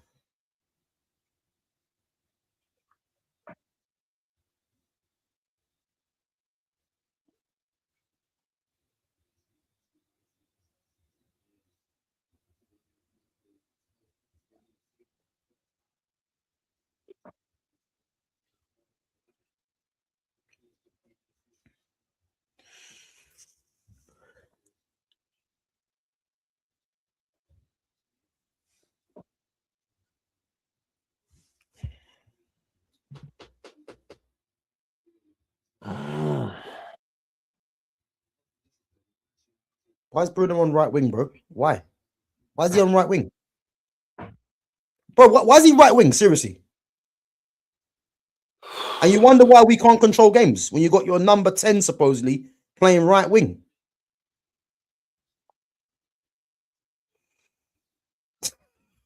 Bro, what is this? Bart Simpson. What's he talking about? Souness has an overall had a better career than Casemiro, all things considered. What's that got to do with anything? Did Souness win 5 Champions Leagues?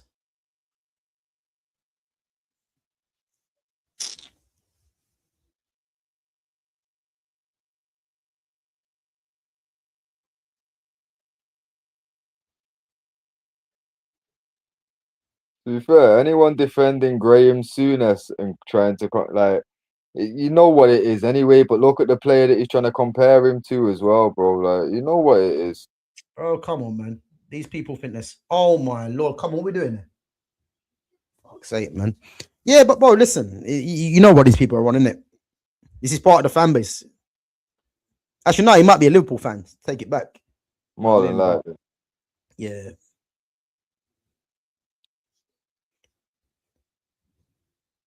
Why has he not compared Graham Souness with Bruno Fernandes? Exactly. Why is it Casemiro he's pinpointed? Just saying.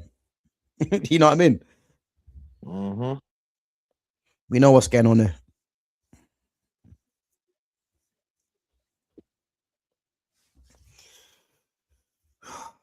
Corner kick, Liverpool.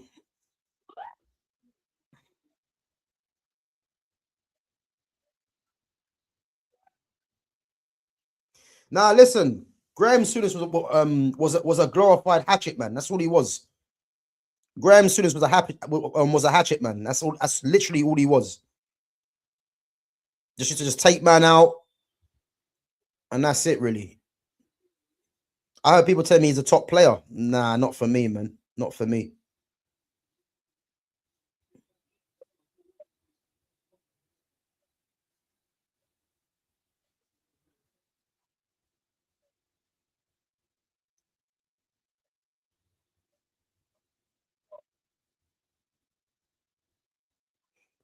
Bro, look. Do you know what?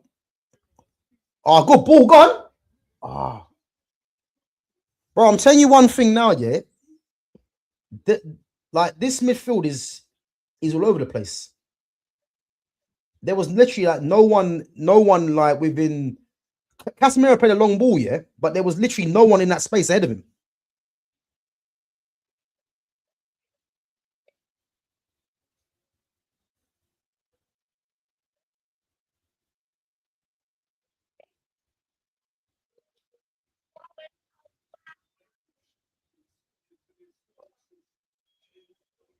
Yeah, 64 minutes and 15 we're on.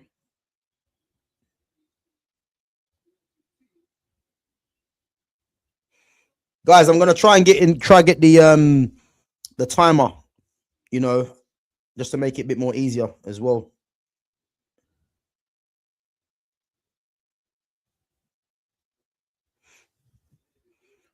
What change do you reckon he could make? To be fair, who've got on the bench? What attacking change? Yeah, because realistically, I'd change some. I'd probably change fucking Cunha at this point. It's been quiet. Yeah, but bro, listen, he's playing left wing, man. Like he's having to adapt, isn't it? You know. No, but that's what I'm saying. No, like realistically, we've got fucking Mbumo who's not been quiet, but obviously fucking I preferred the one that's making noise over the one that's not, and we've only just brought Ahmad on. Yeah. Swing one of them onto the left and have the traditional winger on the left hand side, have it inverted on the other side, innit? Yeah, but the only problem is we can't be pumping balls in, innit? Unless what? So are you saying bring Sesko on? I mean, bring Xerxes on. Well, to be fair, that'll be the 2 changes, innit? Bruno for Xerxes, and then fucking obviously, I'd probably look to fucking. But that's what I'm saying. Who else is there? So the only attacking change we've got, well, you got Mason Mount and you've got Frimpong's poor, man. Mason Mount and Xerxes and Mason Mount, isn't it? So what he could do, yeah, but this is the problem. He's not going to take Bruno off, yeah. So basically, it means that Mason Mount will come on for. Well, the thing is, it depends, isn't it? Because if they're trying to get a goal, he'll probably look at Mbuemo as someone that might get a goal. So the only likely one that's going to come off is Cunha, if it means Xerxes comes on. and then he might take off Kobbie Mainoo or Casemiro, and then push Bruno back one, and to get Mason Mount on for legs. Or he might just do a like for like swap and put Mason Mount on for Casemiro or Kobbie. But Casemiro liable to get you a goal as well, isn't it? Yeah. So that's what I'm trying I to tell don't you. think he wants to take Kobbie off, to be fair. No, Personally, Kobbie shouldn't come off, yeah. But the thing is, we know that Bruno's not going to. So that's what I'm trying to tell you. So it's one of them things like Kobbie, Casemiro, Mbeumo, and Cunha. Between them four, it's one of them four that are going to come off. Out of, two of them that are going to come off if it means Mount and Xerxes coming on. This is what I'm saying. But look at what I've been saying the last few weeks about fucking next season. In the summer, we did a big window because look at the depth we've got. You know what I mean? Look at the situation we're in right now, where fucking hell, we've got Xerxes, and then after Xerxes, the next option is Mason Mount and nothing else. Oh my! What's up, bro? Oh, what happened there? Thank fuck for that. What happened? I'm not sure what happened there, man. Yeah, go on. No, like I'm just saying, innit? Like, obviously, fucking hell, when you've only got Xerxes as an option and the other option is Mason Mount, fucking hell, like we need a fair few signings, man. Yeah. This is a shit position to find yourself in. I agree.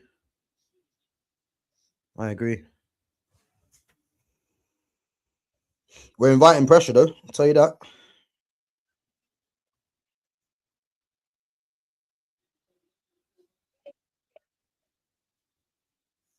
Bro, this midfield is going to be a problem, you know. It's going to cause us problems because... And what they're going to do, yeah, a lot of people are going to say the midfield look tired, Kobbie and Casemiro, yeah? The same old rubbish they're going to say. But if you actually check it, and remember what I said, yeah? The front four that we have, there's too many players that are on the pitch that are not adept at keeping the ball. You see what I mean? So the ball's not being kept. This is why Xerxes is underrated, because Xerxes can get hold of the ball. But when you've got Cunha, Mbeumo, and Bruno, and Ahmad's on as well, you've got three players that are more off the ball and one player that's more on the ball. You know, the ball's gonna keep coming back, unfortunately. And him play and Carrick playing Mbeumo through the middle, he's only playing him because of his pace. But Van Dijk and Konate can eat that up because Konate's got pace and they're both physical. You know, whereas Xerxes can get hold of the ball, you know what I mean? Yeah. And at least that way you're giving the midfield a bit of a breather as well.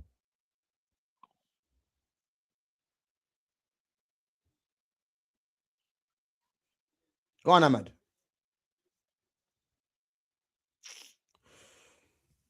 What you said? Oh yeah, Dorgu as well. Talk about Dorgu. Dorgu's back. We've got Dorgu, yeah. Yeah. Oh, do you know what? I forgot about Dorgu. So get sure off now and put Dorgu on. What the thing is, yeah, he could put Dorgu left wing to change him with Cunha and get Dorgu to go on the outside and put crosses in. But again, there's no Xerxes on the pitch, so. No, I hear it. But if you're gonna do that, you've already got two left-footed like players that are considered wide men by the club now. Anyway, in Mbeumo and fucking Ahmad. So if I'm bringing him on, I'm putting him at left back, but I'm telling him to get forward. You know what I mean? Yeah, but do you think he'll take off shorter? Well, he's on a booking, isn't he? Is he? Oh, he is actually. Yeah, he is. It would make sense. And then obviously you're getting another attacking-minded player on without sacrificing an attack-minded player. You know what I mean? Yeah.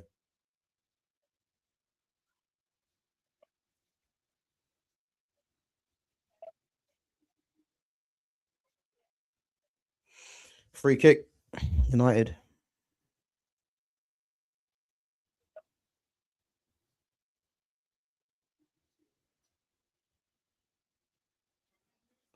Oh, Casemiro missed the header. I think what happened there? Did McAllister just let him go? Free header.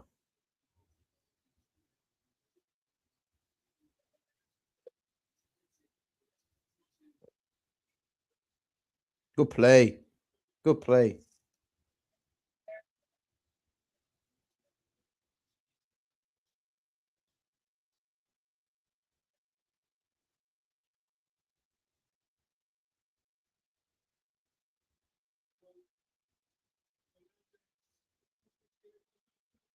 Go on. Oh.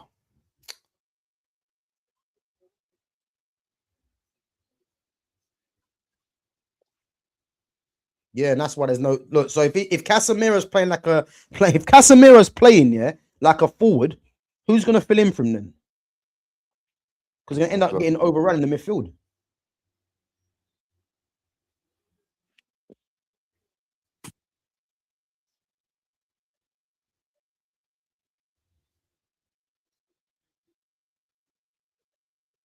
Why is Bruno complaining? He fouled him. Like, this guy's an idiot, you know. Seriously, bro. This guy, yeah, he's a con artist. You know that. He just fouled Verts, yeah, and he's arguing like it's not a foul. He just fouled him. He didn't even win the ball. You know, an the ball. The guy's a con artist, man. I'm telling you. He's complaining, yeah, but you just fouled him. Oh, Rio's coming on. Oh no.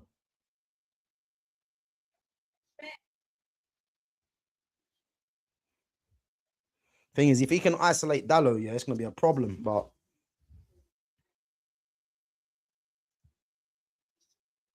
yeah, listen, I'm sick of the Bruno show, and again, I'll keep saying this until he goes. People don't want to hear the truth, yeah, but this guy's a massive problem for the club, massive problem, because I've never seen one team be revolved. I mean, the team is revolved around him. The team is revolved around Bruno. And people wonder why we're not doing what we're supposed to be doing. Just go and build a team rather than building it around this guy. It's ridiculous. He's been there for how long now? Szoboszlai free kick, bro. Never nice words to hear. Oh, good block.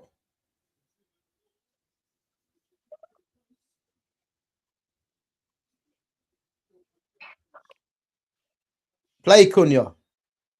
That should be a yellow card for that. Yeah. Curtis Jones pulling him back.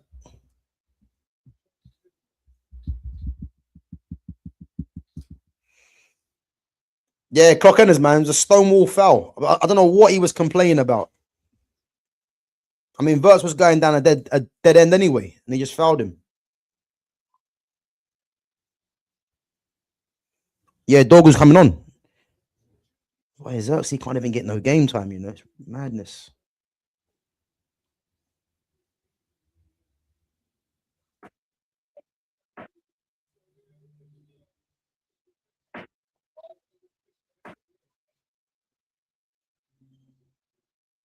And Buemo's pissed.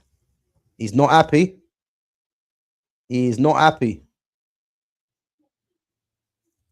Oh, what's happened?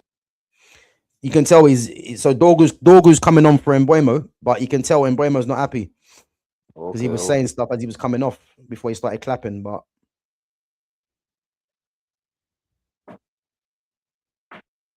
so Dorgu's gone left wing. Cunha's gone through the middle. Yeah.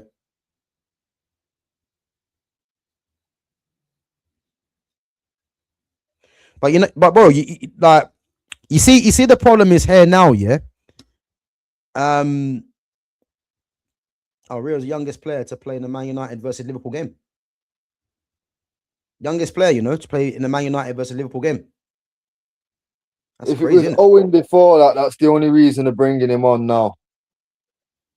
Well, in actual fact, I think you could be right. It was. Who was it? It was. No, it was Sterling. Was it? Oh, okay. So, Phil Thompson was 18. Owen was 17, 357 days. Sterling was 17, 290 days. Rio 17, 247 days. Okay.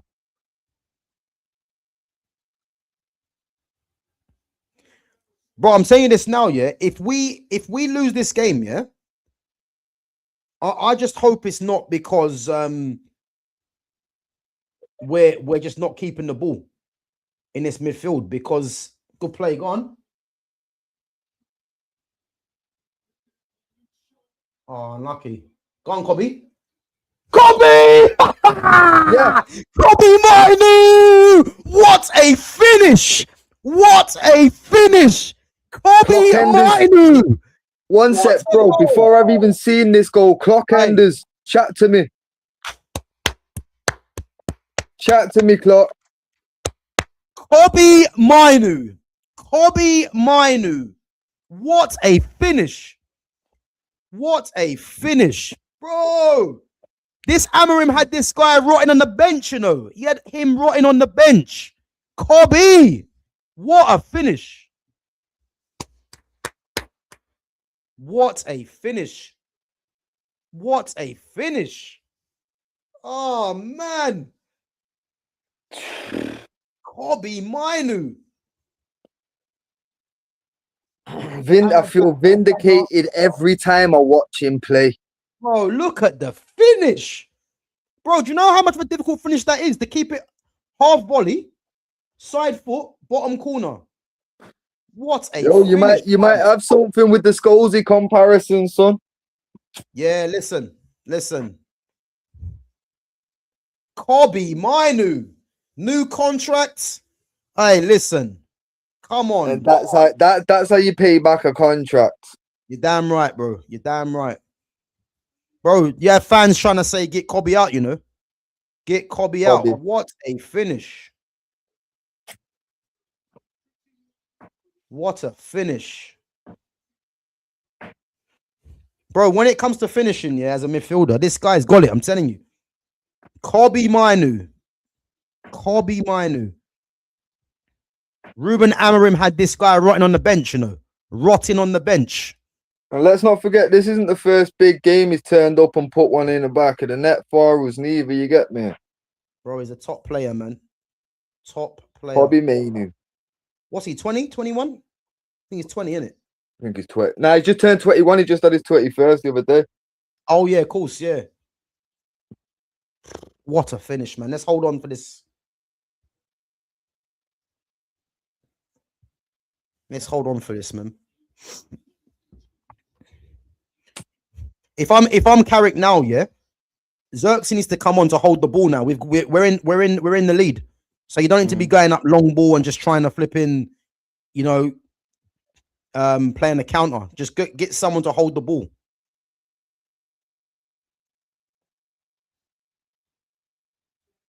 Oh my lord, what's going on?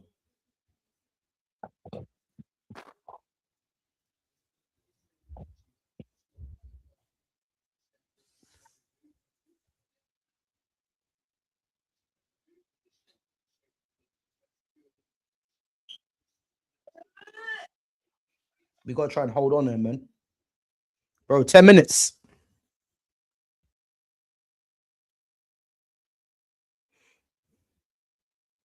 Thing is, a point gets us Champions League anyway, but you want to beat these and make their fucking Champions League fucking fight harder, man. Here we go. Go on, Dorgu. Oh, unlucky.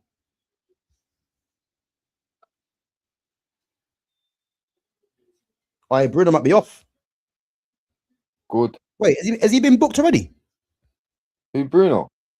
Wait, has he been booked already? I don't think so.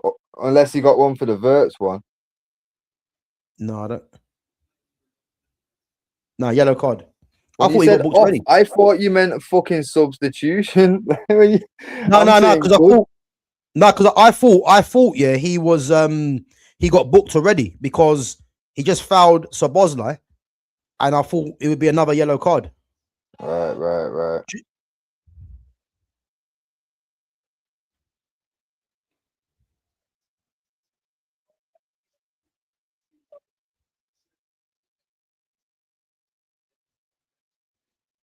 Yeah, I've just seen the foul now. The foul's just happened.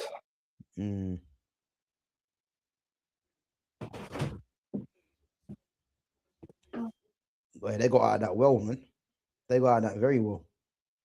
Oh, here we go. Rio 1-on-1 against Dallo.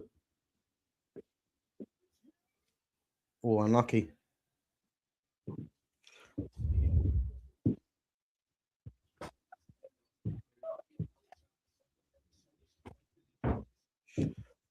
You know, the thing is, the game's becoming a bit too end to end, isn't it? That's the problem. Yeah.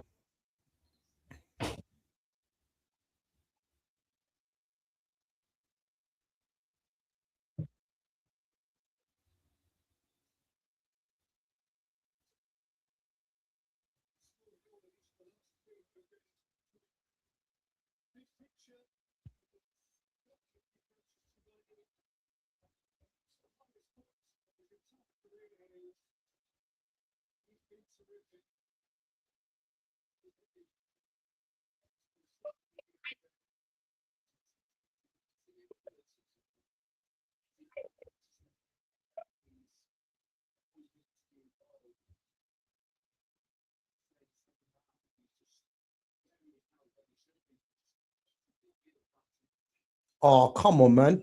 Oh, good. They're getting through too easily, you know.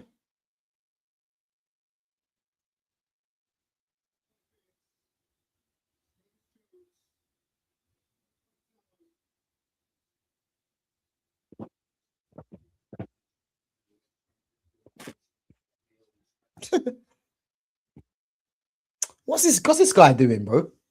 These fans are dumb. You know that they're dumb, bro. You're gonna see it now, yeah. You're gonna see it now, yeah. These fans have got an illness. They're chanting someone for doing a Rabona, but he gave the ball away. Does that make any sense?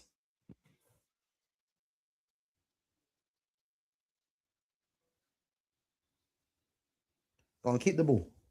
I mean,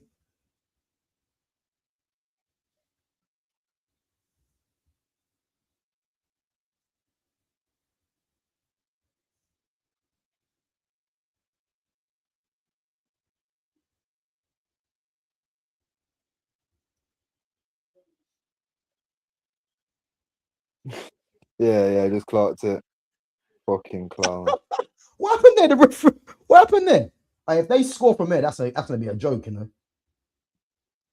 Oh,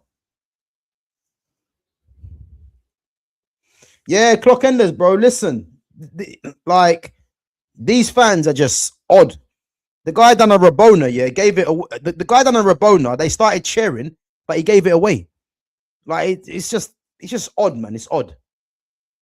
Like they're actually praising the Rabona for giving.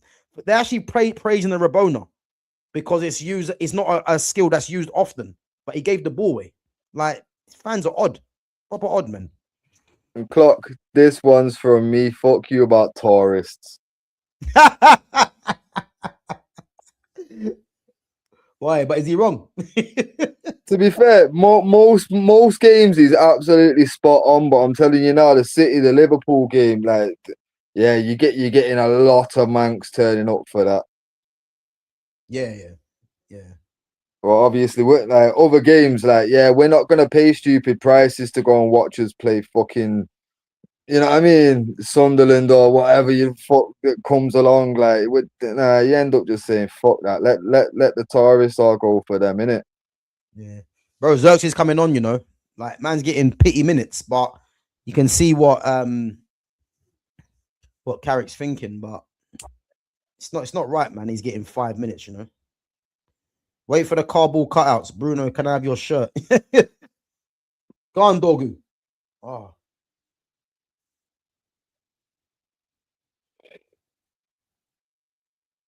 But yeah, nah, to be fair, like you're going to get a lot of, Mancunians turn up for this game, innit? Because it's just that big. But I hear him with the tourist thing, though. I do hear it. Nah, Kobbie, man. Wrong decision. What are we doing there? But when your club's that big that people will travel from across the other side of the world to come and watch you play, that's what happens, bro. Oh, he's taking Doc Enders just doesn't understand because he'll never be one of the top clubs, innit? Yeah. But he done well there, Rio, man. He done very well, but ran out of space. Yeah, I hear it, man. I hear it. Who's coming off? Cunha. Yeah. Chiesa's coming on now as well.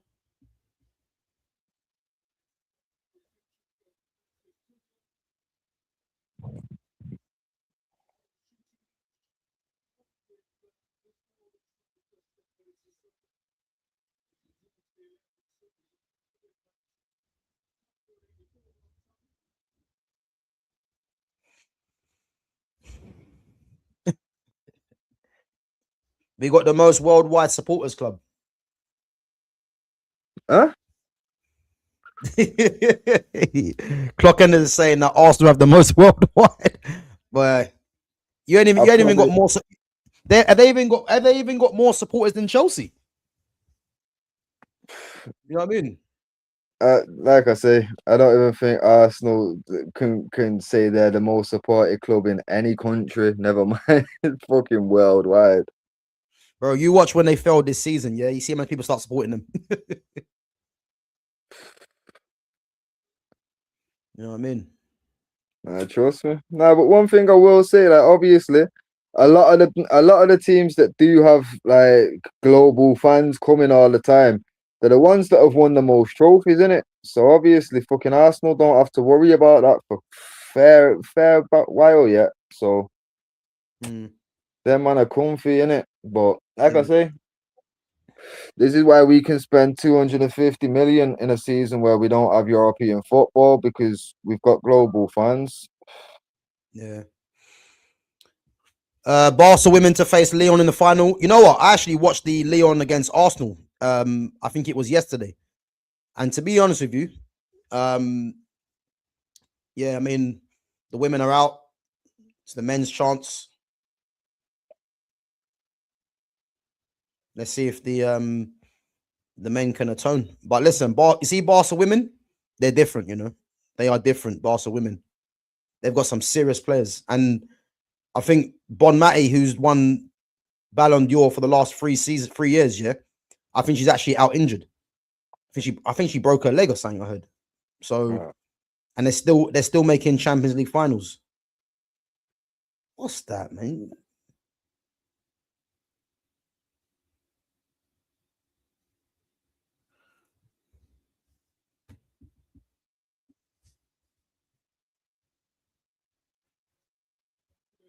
Gonzalez played.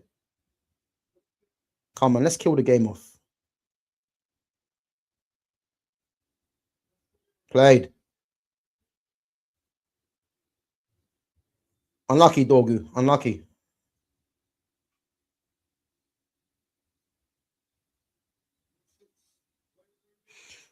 Xerxes come on for Cunha. Yeah, Xerxes. Let's see how much stoppage time. I reckon it might be something like 3 or 4 minutes.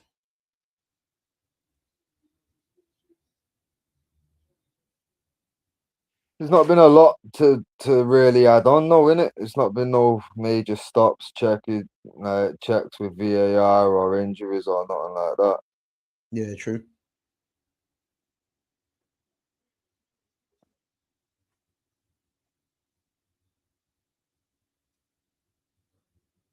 Five minutes. 5 minutes. You know?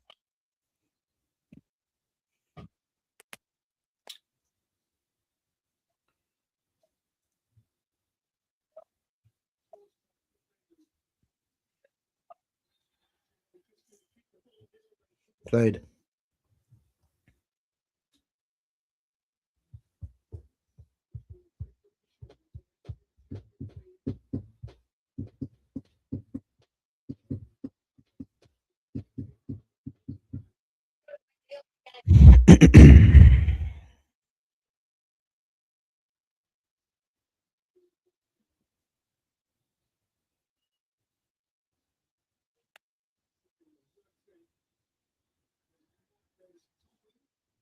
Oh, get up, man. This guy's annoying me, bro.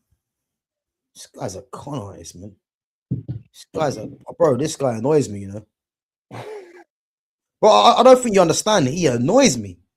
This guy he's just a drama queen, man. It's like, I bet he's not even that badly injured. Do you know, if he's not that badly injured, yeah, he's going to cost the team. Oh, come on, cut it out. Oh, played.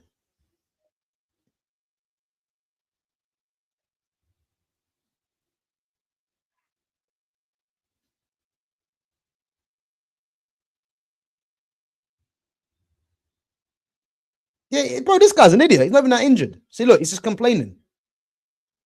This guy annoys me, man. Yeah, look, he was down, yeah, complaining. like he's injured, and now he's up arguing with the ref. Yeah, I've just seen him go down then, innit? Oh, this guy, man, seriously. Get him out the club, man. I can't stand this guy.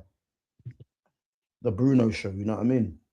Can you ever imagine Cantona or Roy Keane rolling around like that whilst the team's getting like put under pressure? No, I couldn't, bro. But the problem is, yeah, what he does is accepted now. This is what makes me laugh. Whatever he does is accepted. It's crazy. The guy made it look like he was injured, and he just got up. Yeah, and you know what, bro?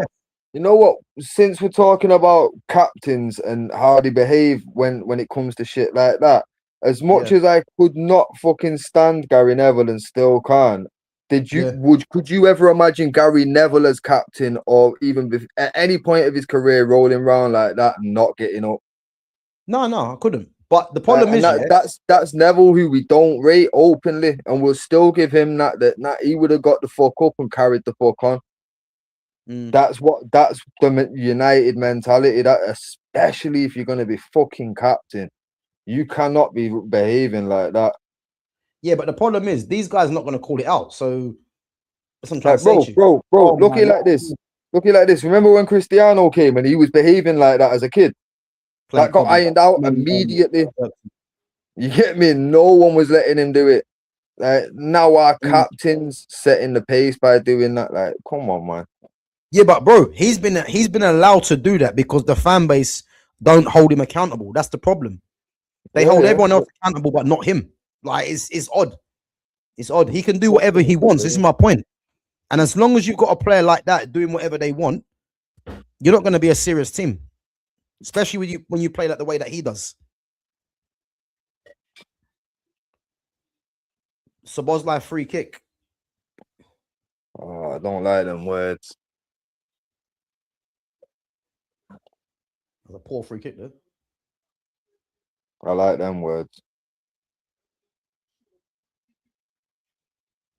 Ooh, I'm just under a minute left.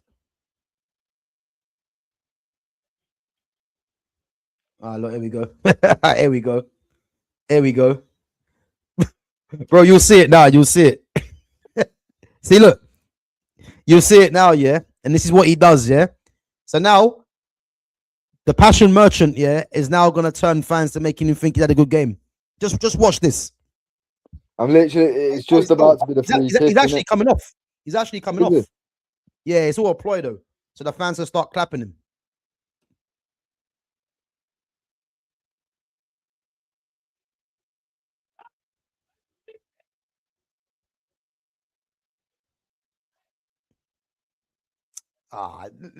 This is all comical, this stuff, you know that?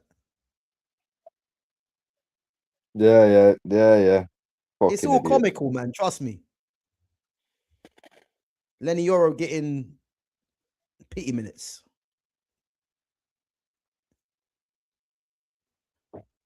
It's all performative, all this stuff.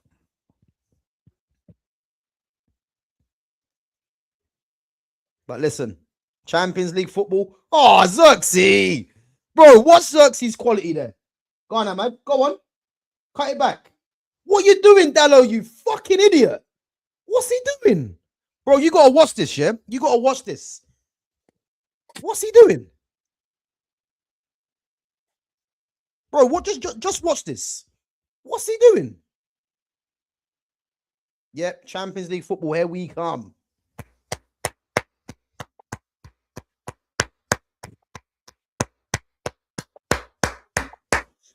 Hey, listen. Champions League football. Let's get the signings underway, boy. Michael Carrick, take a bow, man. Take a bow, Carrick. Take a bow. 3-2. Bro, Xerxes this goal. Bro, did you see it, yeah? The chest and then the one-time pass, bro, ridiculous. Bro, but people ignore that. They'll ignore that because they think that's easy to do, by the way. Yeah? That's pure technique there. And then Ahmad plays the ball to Dallo and Dallo goes for the shot.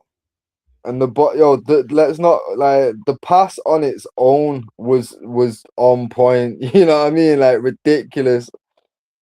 But fucking hell, the technique they took to oh bro, yeah, fuck off. The only thing I was saying now, because we've secured Champions League football, I just hope he gets a bit more game time now, innit? Yeah, yeah. Big out to Lumi Rain says, good win, guys. Yeah, listen. I think you went for a draw, didn't you? So maybe your powers are losing you, Lumi. Maybe they're losing you. You know, I went for a draw myself as well, to be fair, but Kobbie Mainoo, man, stepping up. To be fair, I went 2-1 in it, so I was off by fucking. But the margin was right.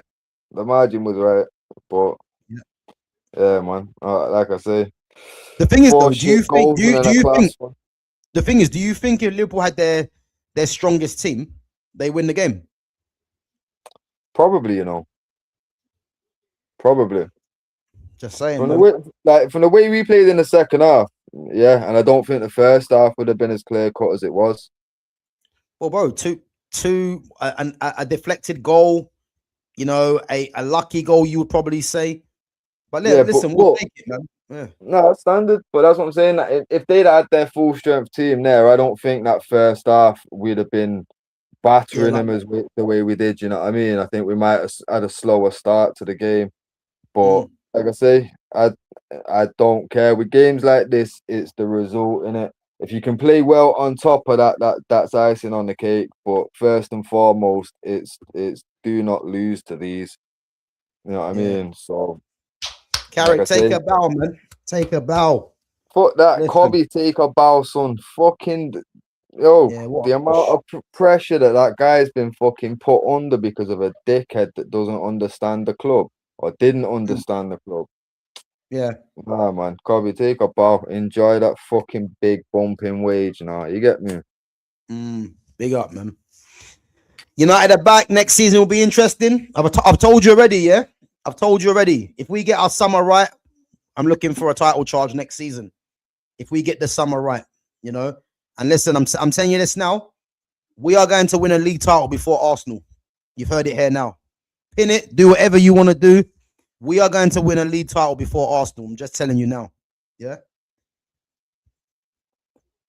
What position would you be if league started when Carrick started? We'll be in a title race. Simple. If Amorim was removed when he should have been removed, and Carrick come in at this time, 1 game a week, you can't even tell me we wouldn't be in a title race. We would have. If I can remember correctly, if you remember when we went through all the results and was like, what do you reckon we would have got with Carrick? Just by amending the points dropped by Amorim, I think we would have been like 6 points clear at that time. Like, I don't know how it would have panned out from there to here because I'd have to go back and just recheck everything. But definitely be in the title race. We might even be in the strongest position in the race. Yeah, but man. Again, I don't know about next season. Like I say, with the extra games that we're going to have, the squad rotation comes into it. Exactly what I've said to all the Arsenal lot about why I don't think Arteta's the guy. I don't know this about Carrick. When everything's all to play for, I don't know if he can be the guy. But given what he's done, where the squad was, how the morale was with the club, like he's changed everything around in a short span of time. So if they're going to go with him, I'll back him in it. But fucking hell, don't be surprised if he ends up looking like he's aged 10 years in fucking 18 months and we end up, it's another Ollie, you know what I mean? But bro, listen, I'm confident, man. I'm confident, as I said. I just want this season done. We've secured Champions League now. And let's just get to work, man, on these signings. Because I'm telling you now, I remember having this conversation at the start of the season with someone, yeah? And he said to me that United are about 5 or 6 years away from challenging from the title. That's what he told me at the start of the season. Bro, I'm telling you this now. We're going to finish third. And we had Amorim. If Carrick was manager start of the season, we are in a title race. We get the summer right, it's a title race. I'd argue that with anyone. Do you see Xerxes leaving, Gav? Do you know what? I hope not, and I don't think he will. Yeah. What I would say on Xerxes is that if I'm Xerxes, I'll be asking, I'll be looking for answers as to where his future lies, isn't it? But what I would say is that I can't really blame Carrick too much, because Carrick is obviously setting up in a way which he feels can get him the best chance of getting over the line. I think now that Man United have secured Champions League football, I expect Xerxes to get more game time. And as I said, it's all about next season. What are we doing? Are we going to keep Carrick? Is it a new manager? And when that happens, I'm just hoping that Xerxes looks at this season as a one-off, and he can really start getting more game time. Because I don't even want us to go and get another striker, because I think between Xerxes and Sesko, they both offer different things to each other. So for me, they can definitely, you know, be the partnership. But it's the midfield that we got to sort out. You know, if we can get, you know, a couple of fullbacks, Iliman and Jai on the left hand side as well, we're in business, man. But let's just see, man. But yeah, I'm hoping Xerxes stays, and I think he will, man. I think he will. Big up to Foxy. Danny says, fantastic game. Well, Man United, congrats, Gav, Fitz, and Babs. Yeah, big up, big up, big up. Big up, Danny. Big up, never in any doubt, Foxy, Danny. Never in any doubt, you know. But you guys have got a lot of work to do.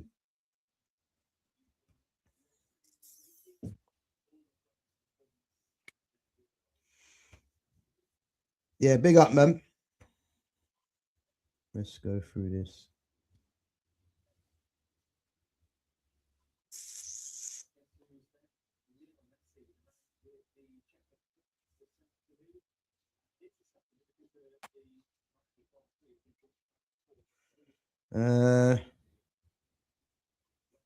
I'm proud of Liverpool. At least they scored 2. That sounds like Arsenal talk for me, you know. That sounds like an Arsenal fan. Foxy Danny, I hope you're not an Arsenal fan, you know. Second best than that. Come on. But one thing I will give to Danny is, though, it did get tense. It did get tense for a minute, you know what I mean? But yeah, obviously, fucking hell, like, yeah, don't praise the boys for losing, man. That's a very much an Arsenal thing. Hear it. Listen, Lumi, I'm telling you this now, Lumi, yeah? And let's have a bet. We will finish above Arsenal next season. Yeah? We will finish above Arsenal next season. If you want to have a bet, you still owe me £50, by the way. Don't think I've forgotten that one. Yeah? If you want to have a bet, Lumi, right now, £50. No, sorry, forget the £50. That's what you owe me. My bad. Yeah? Let's have a bet, yeah? Man United finish above Arsenal next season, I promise you. Yeah? You've heard it here first. And I'll tell you why. I'll tell you what my thinking is, yeah? You guys, I can't see where you're going to try and strengthen your team. Because you're not going to go and get centre-backs that can be better than Saliba, Gabriel. So you're not going to improve there. You're not going to go and get another keeper. Right back, if Ben White leaves, then you might go and get a right back that can either compete with Yuri Timber or might be better than him.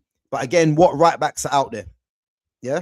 Because Hakimi and Reece James, who are the 2 best right backs in the world for me, when Reece James is fit, you can't get them. Left back, you're not going to go improve there because you brought Hincapie in, who is a centre back, but can play left back. Calafiore is there. Lewis Skelly, is he going to leave? So, but I don't think you go in the market for that. Midfield, obviously you spend 100 million on Declan Rice. You know, Zubamendi, are you going to go and improve on the midfield area? That's one part of the team you might look at. Martin Odegaard, is he going to be moved on? He's on 240 grand a week. Who's going to pay him that? I don't know. Eze's a 10. He's been brought in. You know, is Eze going to play regularly? So I'm looking at, so far, the midfield is maybe where you might improve. Right wing, Saka's your highest paid player. Yeah. But he's going to be injury prone. So you're not going to go improve right wing. And you've got Madueke there, who was bought for what, 50 or 60 million. And you've got Dalman coming through as well. Left wing is where you might improve. Martinelli's on 180. Trossard signed a new contract.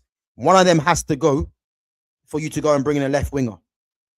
And then striker, you spent 60 million on Gyökeres. Kai Havertz is there. Jesus might go. So again, I'm looking at Arsenal as really improving maybe midfield or left wing. Whereas we've got our team now and we still need to go and improve our midfield. So, and I'm looking at us spending 250 mil, 300 mil, improving our midfield. So that's why I'm saying to you, I can see us overtaking you guys next season. Gav, Not bad logic, to be fair. Yeah, listen. Lumi's saying, Gav, I will put my mortgage down. Yeah? Well, okay, I'm going to pin that right now, yeah? Because we know what you start doing. And you start making all these promises and then you end up backing out. So, yeah, listen. So you're going to put your mortgage down, yeah? Guys, you've seen it here. Gav, I will put my mortgage down. Listen, don't be doing that, Lumi, yeah? Trust me, you'll be homeless. You'll be homeless. You know? You'll be outside Burger King begging, man. Don't be doing that, yeah? Putting the mortgage down like you're that good. But guys, you've heard it, yeah? Lumi's putting her mortgage down. And I'm telling you now, we finish above Arsenal next season. Yeah? Just saying. Gav, we're going to get a new left winger. Let's see.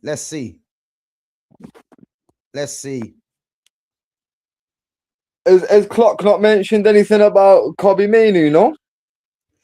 Bro, listen, you know what these guys do, Fitz, man. They run and hide, man. These guys got a lot to say. And then when it happens, these guys run and hide. Tuesday we'll be there. Because it's all looking rosy for Arsenal. Remember what I said yesterday in the group, yeah? Remember what I said? I pinned the time with all the Arsenal fans on Cloud 9, yeah? Big up, man. Shocking game, Gav. Listen, I don't really care, man. We're Champions League. We beat the Scousers, Champions League football. That is all I care about. Next season, we make an assault on this Premier League title with some serious signings. As I said, go and get me Camavinga, go and get me Carlos Baleba, go and get me Sandro Tonali as a start for the three midfielders, and I'm happy. You know, or if it can't be Tonali, go and get me Chouameni. You know what I mean? Just get me some serious midfielders and we can start looking up. Because that finish by Kobbie Mainoo, listen, yeah, it's got me gassed. I ain't going to lie, man. And then this is what I'm trying to say about Lumi Rain. Cav writing will be more than enough this summer. Yeah. Ah, man. You see that Arsenal fan base, man? There's something wrong with him. How do you expect that to happen, Lumi? Why do PSG want to sell him? Why would he want to leave PSG? Bro, listen. Bro, just laugh, man. Like, she's not serious, man. She's just not serious. Yeah, listen, Kobbie is sick, man. Kobbie is sick. I can't even lie, man. You know, he is sick. As I said, man, we've got a future captain for me in Kobbie Mainoo. Future captain. And he's on the plane to the World Cup, man, as well. He should be starting, but that's a conversation for another day, man. And when these squads get announced, listen, we're gonna do some content on that because we're gonna go through the lineups and we're gonna go through the talking points. But listen, man, Manchester United Champions League football, that's what matters. Kobbie's gonna be one of the best players in the world. I can't even say he won't. New contract. Guys, I'm not gonna lie. I was trying to tell Clock Enders this, and Clock Enders was just laughing at it. Look, what was it, like 48 hours ago, Clock? Why have you gone quiet now? Come on, our kid. But you know what it is, Fitz, though, yeah? You see Kobbie Mainoo, yeah? His trajectory is to be better than Declan Rice. That's the truth. Like, and if anyone thinks he can't be better than Declan Rice, why not? Why can't he be better than Declan Rice? Trust me. What does Declan Rice do better than Kobbie Mainoo? Mitoma to Arsenal. Here we go, you know. My God. From Cavra to Mitoma. Yeah. Fucking hell. Mainoo is good, just will never be Rice's levels. What's the levels there then? Lumi, let me know. What's the levels? It's What's the level? because Mainoo will never be on a pitch pretending to fucking like. It's not over, lads. Come on, let's do it. The camera's on me. Let's get all fucking motivated now. Trust me. Nah, Kobbie's too real. The only thing Declan Rice does better than Kobbie Mainoo, yeah, is faking it. That's all he does. That's all he does better. Because the thing is with Declan Rice, yeah, he's mastered the art, yeah, of doing a lot, but not really doing much. Because all he does, if you check what he does, yeah, he shapes up to play a pass, but then plays it back and he runs. That's what he does. Yo, if you actually look at his pass map on most games, if you see where his passes are, it's crazy, bro. Everywhere on the pitch, everywhere on the pitch, except for forward. Yeah, he is one of them players, Declan Rice. Yeah, what he does, yeah, is acceptable in this country because he covers it up by running. If he was playing in Spain with what he's doing, yeah, they wouldn't rate what he does. That's the truth. You know, he runs, he intercepts, and then if you watch what he does with his first touch, he shapes up like he's gonna play a long ball, yeah, and then he just plays it back. And I think fans get kidded, yeah, by that. It don't pass my eye, man. I can see exactly what he does. You know, I can see exactly what he does. But it is what it is, isn't it? Man, you are through to Champions League. Congrats, Gavin Fitz. Yeah, appreciate it, Babs. Appreciate it. Listen, it was never in doubt, really, was it? You know. But how sweet is it to do it against the Scousers, though, Gav? Yeah, I hear it, bro. Confirm it against them and know that you've added to their problems. Yeah, man. Beautiful day. Beautiful day. Yeah, 100, man. 100. But as I said, like, you know, it was never in doubt, man, for me. But yeah, the fact that we've just secured it now, it and starts you know what? from now. It's all the little added components that just take it up for me. Like, yo, what was I saying before the game? Hopefully, because Carrick understands how much this game means to this team and this club. Like the lads should have been instilled in them. The one person Carrick didn't even need to speak to today was Kobbie. Kobbie knows, you know what I mean? And for him to get the winner, fucking cherry on the cake, especially knowing the pressure that he's been under. People just before it, people were trying to blame fucking Casemiro and Kobbie for being overrun in the midfield. You know what I mean? Like, imagine he didn't get the winner and it ended up as a draw.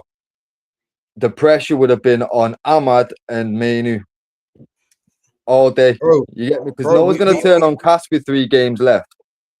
You know what I mean? Again, we know what's going on there. That's the main thing, isn't it? Yeah. Because if Man United would have drawn the game, yeah, it would have been Ahmad. He's Ahmad needs to be dropped or Ahmad needs to be sold. They wouldn't have got onto Lamens, by the way. And I'm not saying that Lamens they should get onto Lamens because Lamens has been very good. But if you see the narrative of on what's happening, they would have just got onto Ahmad. You know, work it out for yourself, guys. But we know what's going on there. But listen, Kobbie come to the fore, and that's what matters, you know. The same way Rio and Gomorrah is levels above any of the Liverpool wingers. But listen, Rio's a top player, man. And as I said, I've played against Rio personally, and I'm telling you now, he's gonna be a future England international. He's gonna be one of the main players for them in the future because he's that good. You know, 1v1, he's ridiculous. 1v1, I'm telling you. So, and he should have started the game because immediately when he came on, he gave them something different.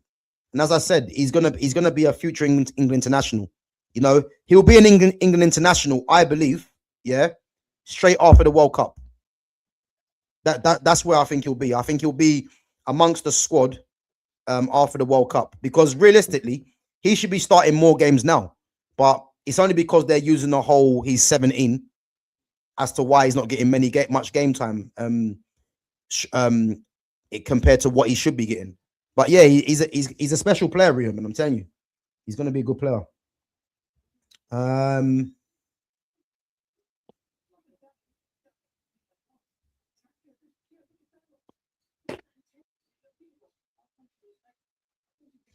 I'm a Liverpool fan, and to be fair, you kind of got lucky. Ah, well, let's move on.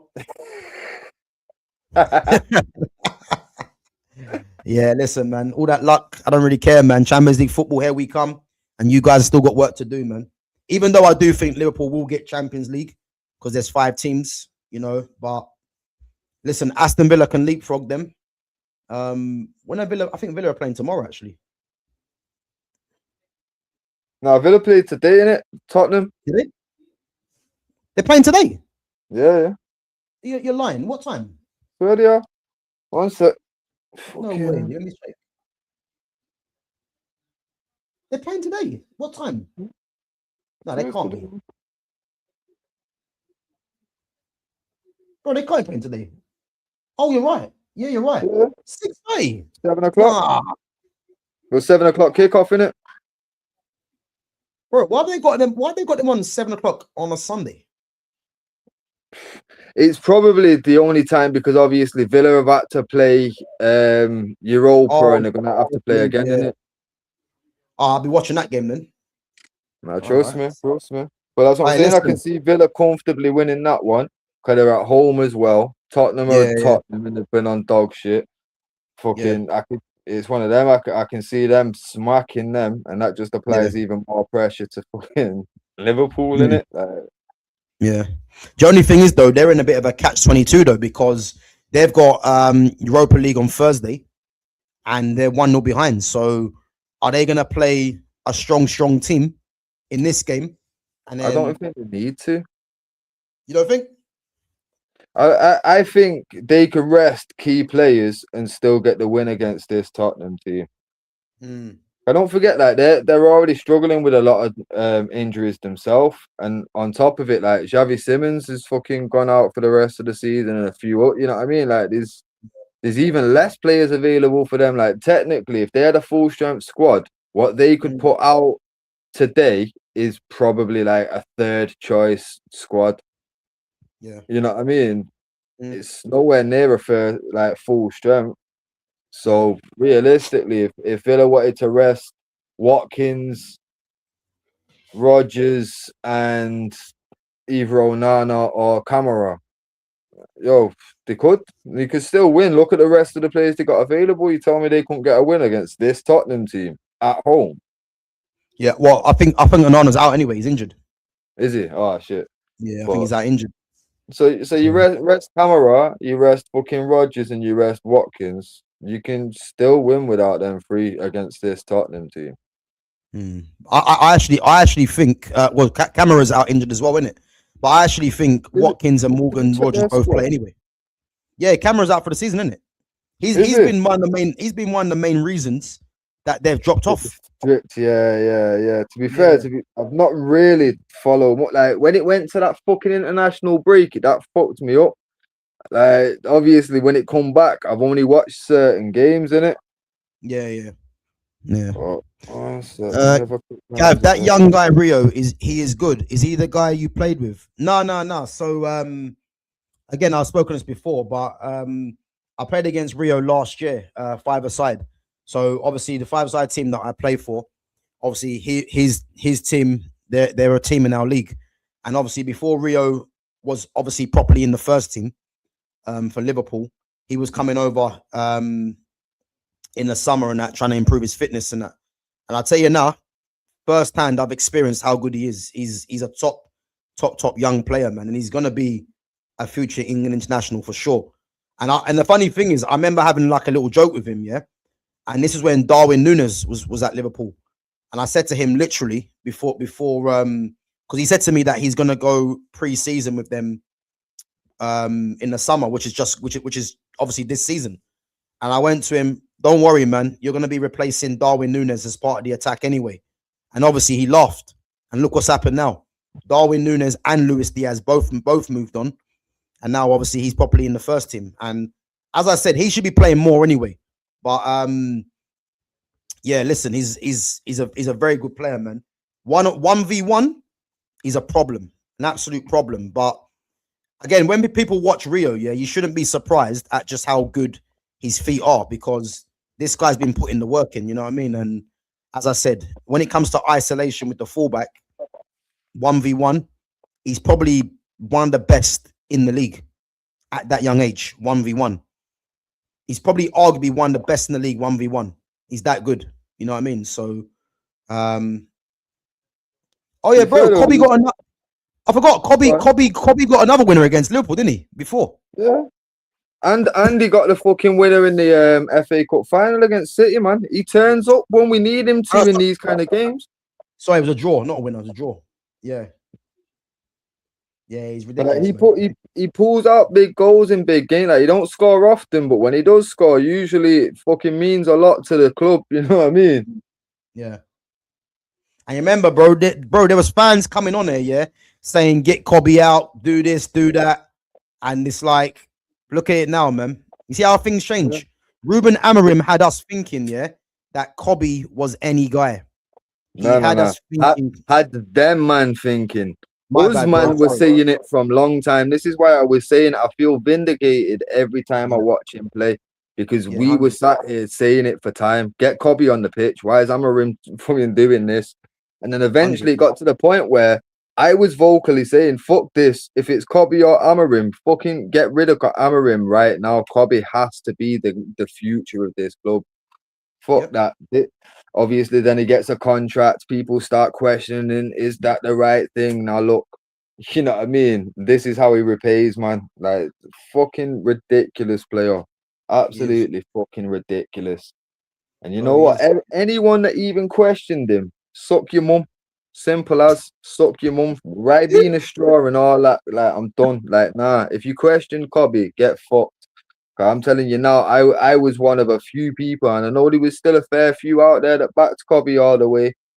So I rate and respect every single one of yous. But anyone that even questioned Kobbie, dickheads, mate. A lot of yous. I hear it, man. I hear it. What a player, man. What a player. What a player. But yeah, guys, listen. It's been a good watch along, man. You think Fernandes will be okay for the rest of the season? Listen, I don't care about Fernandes. Get him gone at the end of the season. That's what needs to happen. I'm not here for this Bruno Fernandes loving. It's just not going to happen on this channel. Yeah. Listen, we got Champions League football. Bruno has played his part. But come end of the season, when that release clause kicks in, I hope someone activates it and we can move on, because I cannot be doing, really, another season of Bruno Fernandes. I can't be doing it. We need to be going in a different direction and just really revamping this midfield, letting other players flourish. Because I keep saying this to you guys, yeah? We've got players that are talented players in Ahmad, in Xerxes, in Cunha.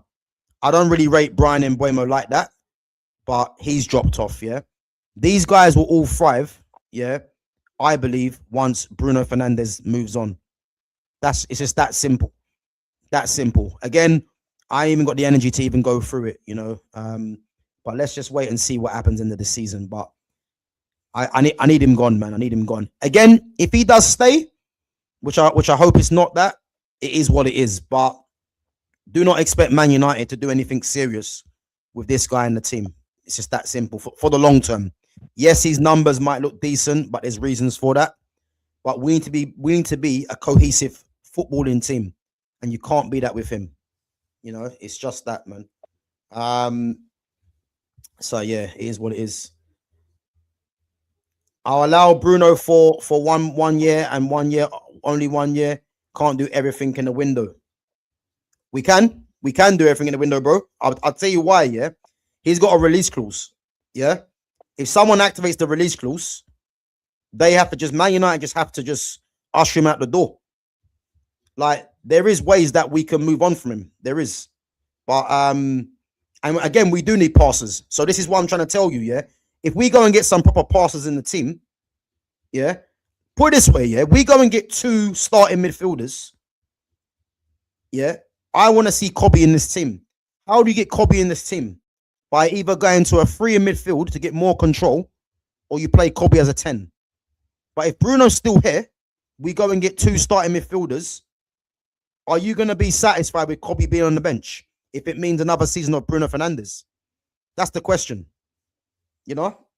and I'm not for that. I know Fitz ain't for that either. So I don't really care who doesn't agree with the Bruno thing, yeah. But I'm telling you this now. If Man United want to be a serious outfit, sometimes you have to let a player that is deemed, you know, above the club in a sense for the betterment of the team. It's that simple. It's just that simple. So, even if it's at the detriment of the team short term, like look at when we got rid of Beckham. It was at the detriment of the team realistically for a fucking 2-3 seasons until Cristiano come good. But at the end of the day, fucking hell, if you can see the problem coming, you just got to get rid of that. And to be fair, the problem's been here for a while now. Like, I think Fergie with Beck saw the problem coming and was like, I'm not dealing with that. I'm going to deal with it right now before it gets too big. Obviously, fucking with Bruno, it's already like the flowers already bloomed in it, but you just got to rip that shit out, innit? 100, Simple. 100. Got to get rid of it at this point. Like you say, fucking no big clubs ever come in for him. Is everyone knows there's a release clause. The only clubs that anyone's been speaking about is fucking Saudi still and Galatasaray. I've not heard a rumor that Real's looking at him, Bayern, Barca, fucking PSG. No, none of that. No Italian clubs. None. You know what I mean? Like, there's reasons for that, man. Like, the guy, like, fucking hell, how are we making him fucking the crown jewel of our team when no one else wants him, even at a cut price fee? Fucking nah. Bro, that's what I'm saying, man. We have to just wait until the end of the season because there's a release clause there, you know. And one thing Man United cannot do is give the guy more money for one. You know what I mean? Because that would be ridiculous if there's a give him more money. As I said, the release clause is there. If they activate it, we have to just part ways, man. Like, I just can't be doing Bruno Fernandes again, man, because it's just boring now, man, with this guy in it, you know. And to answer this question as well, says not arguing or anything, but why no Bruno? And again, it's very simple. Yeah.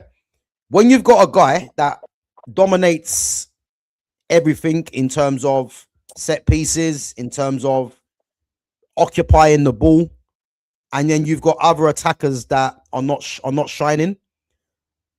Why do you think that is? Is it because these attackers are not good? Or is it because that you've got someone that just hogs everything and everything is revolved around him? Ask the question. Would you prefer to get better out of 4 players than or 1 player? You know? Trust me. That's the truth. Like, bear in mind, just look back at when Cunha was the top guy, the main guy at Wolves. Yeah. Why does he not look the same player now? There you go. It's because he's not the main guy and he's got to run everything. He's secondary to Bruno no matter what. Bruno makes the choices on the field, innit? And that's why. If you're willing to take a Bruno out and tell the lads, you know what? There is no Bruno role now. It's on you lot to show me who the next guy is. Who am I building this around? Use man, step up now. Watch the improvement in football, in fucking mentality, everything, man. It will just go a notch up. I promise you. There's no way that, because obviously Bruno, like, from the impression that I get, a lot of the players do like him, innit? So he does play somewhat of a part in motivating them and shit. But again, they're all gonna feel like little bro to Bruno.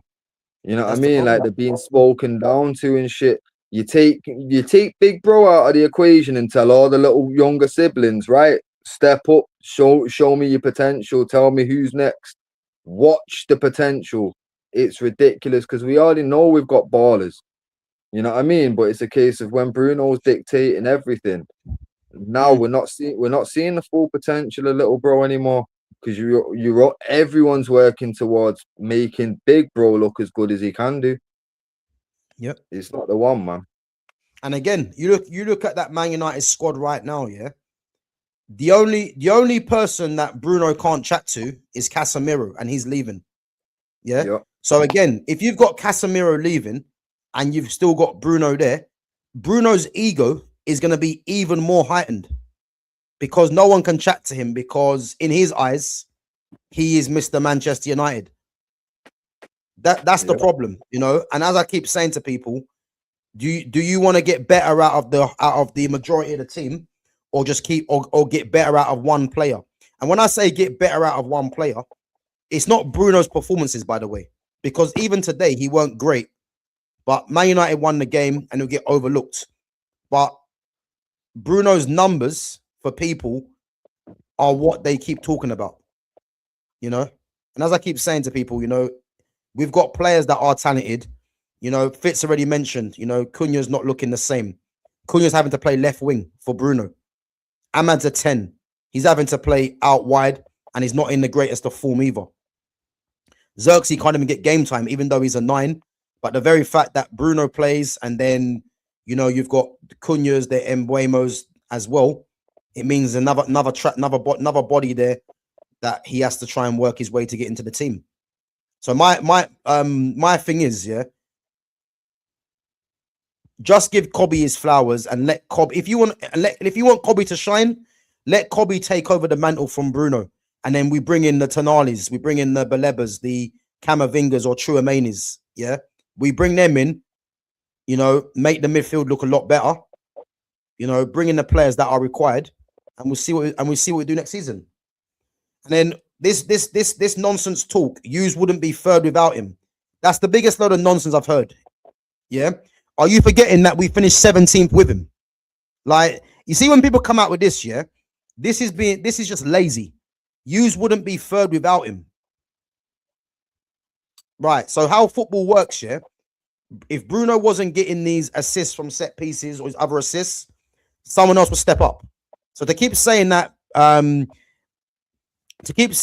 Bruno got us 30 points. I mean, it's a lie, by the way. Yeah, people just say that because it's lazy. But you're forgetting that we finished 17th with him. So if we finished 17th with him, why is it that he's the one that got us third? How about the team got us third? How about we've improved the attack? Well, 15th, 17th, who cares? You get the point, yeah? But if you're telling me that United finish, United wouldn't be third without Bruno, yeah? Yeah, big up my guy, man. Big up yourself each and every time, man. Big up. I know it's mad hours, man, but big up each and every time, man. Cool. But as I said, if you're saying that Bruno, we wouldn't be third without Bruno, why is it okay to not talk about us being 15th with him? Why is that? So how did Ahmad have a great season when we finished 15th? Who said Ahmad had a great season? What are we talking about? Who said that? No one said Ahmad had a great season at 15th. Bro, listen, you don't have to be here, man. Like, if you can't construct a sentence properly, you don't have to be here. But don't come on there talking nonsense. You know what I mean? Trying to say we wouldn't be third without Bruno. That's just lazy, isn't it? Just lazy. And obviously, you're getting that from other people, isn't it? So, again, have your own mind, man. But that whole we wouldn't be third without him, it doesn't make any sense. Bruno's not playing by himself, by the way. Did you know that? Football contains 11 players, not one player. It's not an individual sport. So, again, that rubbish there, yeah, use that on other platforms, not here, man. Not here. Apparently, Ahmad did well last season. Okay, what was that meant to mean?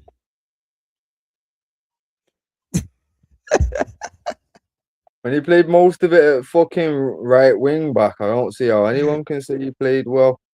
Nah, bro, I'm just reading this way. You can't handle the fact that someone rates Bruno. Listen, if you rate Bruno, good for you. I don't really care, man. Like, that's not what it's about. If you rate Bruno, yeah, fam, it's more a case of this guy can't handle the fact that someone doesn't rate Bruno. Chill out. Fucking yo, you know there's other channels that will give you the Bruno glaze if that's what you want to hear in it, but you're not gonna get it here, mate. So you want to continue talking shit, cool, grab a Ribena straw, you know the drill. But I'm not asked. I'm not asked. From first and foremost, your last comment about sending man to bed. Exedra's a regular here. He lives on the other side of the globe. So yeah, this is on my time for him to be up to stay on for this. but that's a real United fan, not a Bruno FC fan. Like I say, right, be in a straw and locate Mumsy immediately. Dickhead. There you go. There you go. It's that simple, man. Yeah, big up, man. Yeah, big up to yourself, man. Big up for coming on. Will you man be honest on Ahmad? Listen, there's nothing to be be honest about Ahmad. As I've said to you already, yeah. Ahmad is a good footballer, and the fact that people are coming on now trying to crash it on Ahmad, yeah. This is what I'm trying to say to you, yeah. There's people that are, if you don't rate a player, yeah, like at least be consistent, you know what I mean, or at least tell us why you don't rate him. When I'm talking about Bruno Fernandes, yeah, there's no hate on Bruno Fernandes, but what people don't do, yeah, they don't look at the bigger picture. That's what they don't do. The bigger picture is, yeah, if you've got one player in Bruno Fernandes and the rest of the attackers have dropped off, why do you think that is? It's the same reason I told you guys about Ronaldo coming to the club. When Ronaldo came back to the club, Bruno dropped off. Why is that? Because Ronaldo took over all the stuff that Bruno was doing before him. So again, it's nothing about hating on Bruno, yeah? It's nothing to do with hating on Bruno, yeah? People don't want to have the conversation because it's lazy. That's all it is. It's just lazy. If you rate Bruno Fernandes, I don't give a damn. Like, that's just the truth. I don't care. Like, it's not about me telling you not to rate Bruno, but I'm telling you that I don't rate him. So if you want to challenge my opinion, then cool, innit? But to say that the Bruno hate, there ain't no hate. Trust me, there's no hate. Why would I hate him? My team just got through to the Champions League. You know, we're third. We beat our rivals.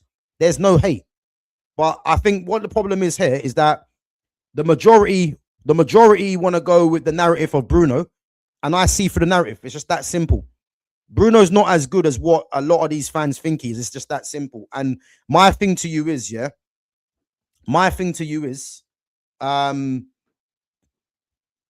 if you've got a lot of the attackers not really shining, but Bruno through numbers is, work that out for yourself, innit?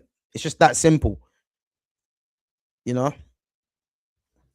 Listen. I don't care if you agree with my I don't care if you agree with my opinion or not. You're not forced to be here. It's just that simple.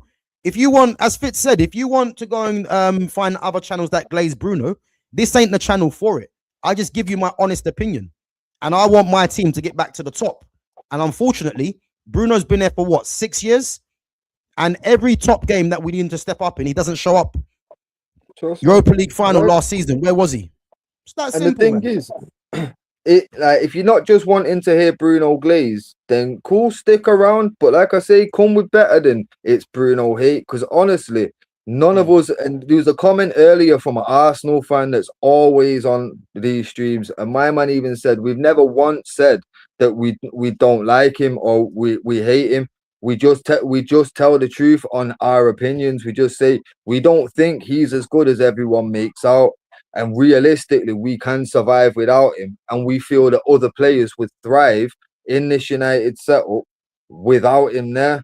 And if anything, he is hindering some other players' development. Now, if you want to actually get into it and tell us why you feel he benefits the team and not just give us numbers, give us actual examples of what he's doing. Sorry, let me stop you there, yeah? Listen, you see you here, yeah? I7, whatever the fuck your name is, yeah. Don't ever come on there and start disrespecting. You're not forced to be here, innit?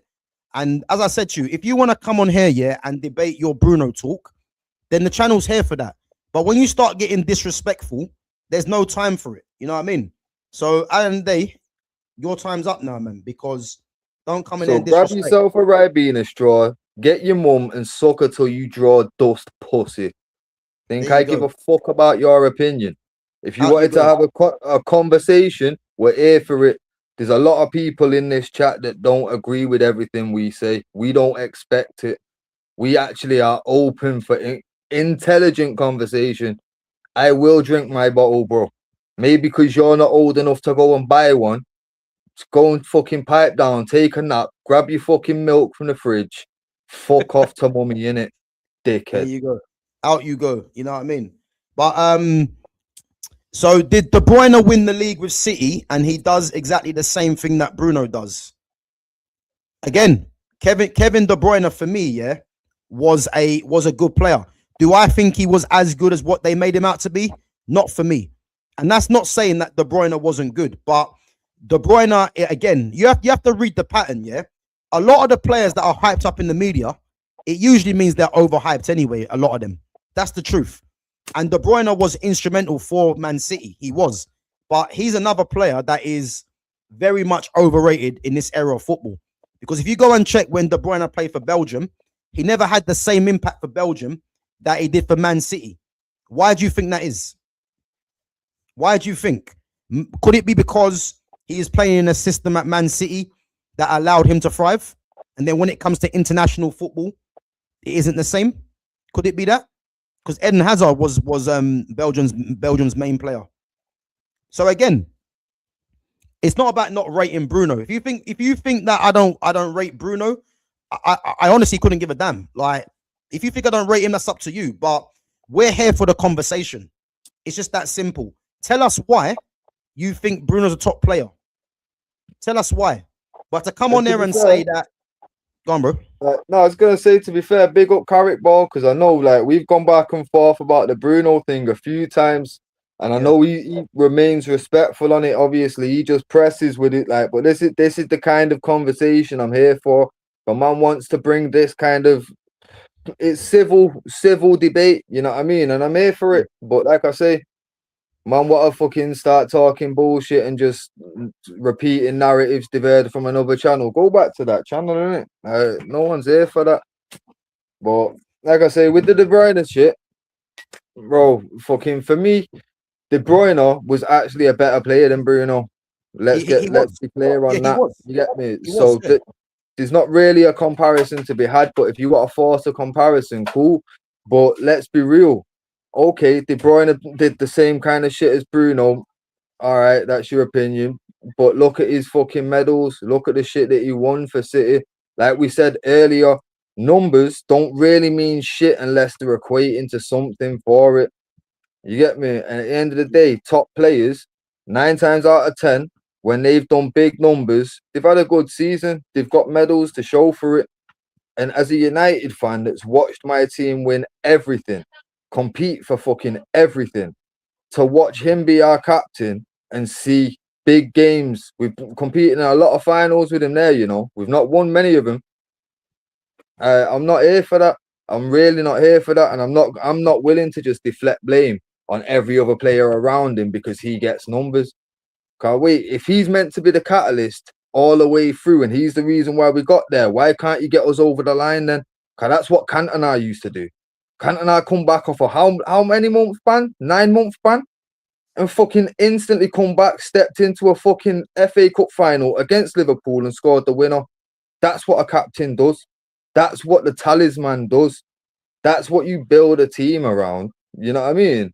And that's what City did. They built the team around couple players that they knew these men are going to get us numbers, and them numbers are going to stand for something. What does it matter that Bruno gets us numbers when we get fuck all to show for it? Like today, was today a good game for Bruno? Not specifically, but we won. So why would you say it's not a good game for Bruno? Because he didn't get his usual number. Yep. Fuck that. I'm not here for it. I'm not a Bruno FC fan. I'm a Manchester United fan. I was a fan of the club long before he came, and I'll be a fan long after he's fucked off. I'm not here for the fucking any player propaganda. I want to know the facts, and I watch every single week, and I'm saying, nah, this guy isn't what Manchester United need as a captain.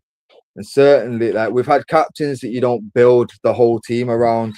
The only one captain we've done that with is Eric Cantona, and do not compare Bruno to a Cantona. It's blasphemy. Bro, it's laughable, you know what I mean? And big up to Clock Enders. And guys, listen, Clock Enders is a regular on the channel, yeah? And he's just said it here. Look, at no point has Gav said he's a shit footballer. I've never said that. I've never said he's a shit footballer. I just don't rate him like the way the majority do. It's just that simple. Like, no one's going to ever make me change my mind. You know, I've seen way too much football for me to be rating a player like that. And as I said to you before, yeah, if anyone wants to have a conversation on Bruno Fernandes, let's have a conversation. But we just know what happens. You start saying certain things, and then, you know, it just goes back to you're a hater, or, you know, we wouldn't be third without him, and all this other lazy analysis.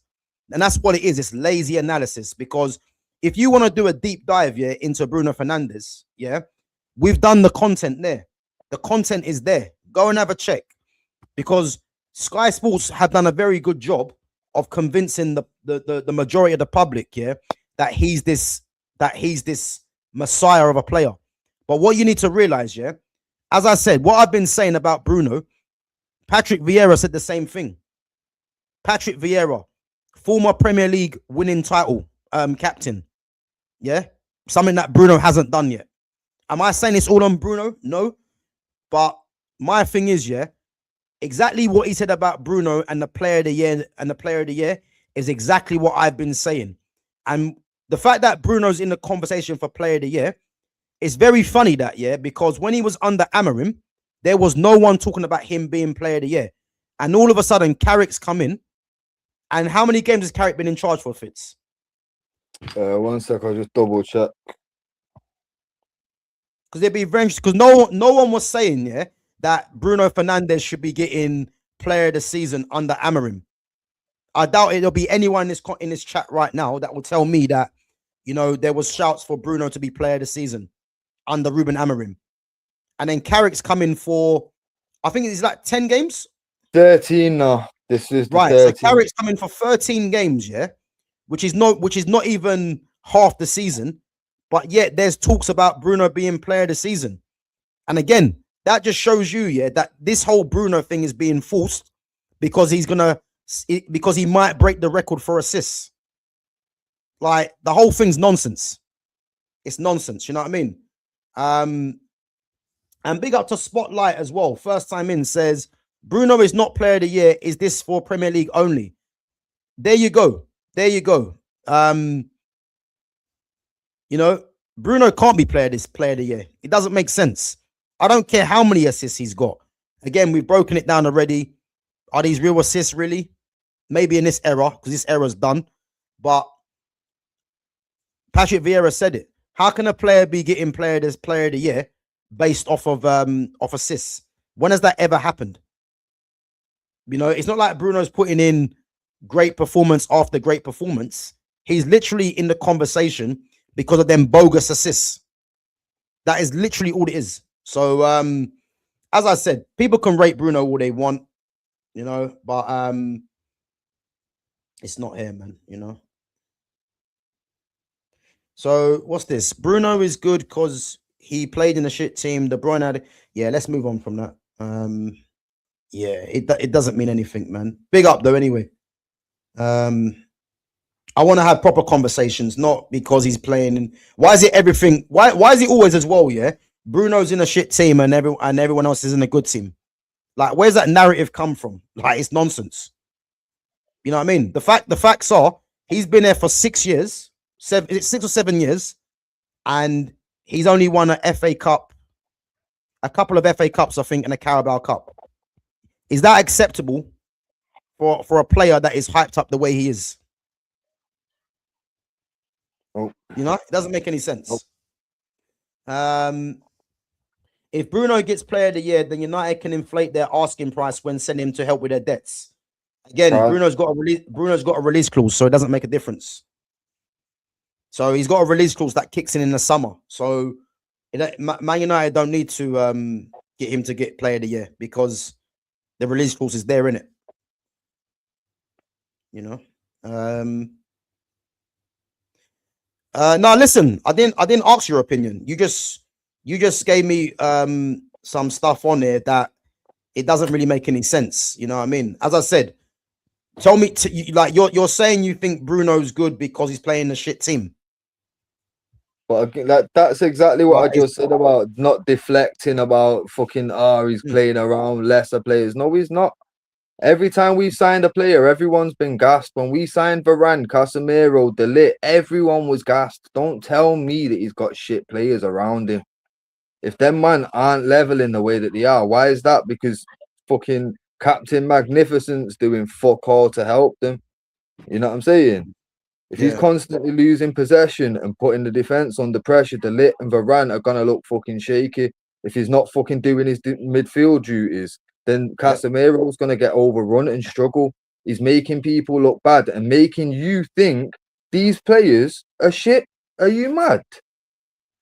Like, the love for Bruno's got to be absolutely insane if you can't see that the players we've signed, everyone has always been excited about the signings.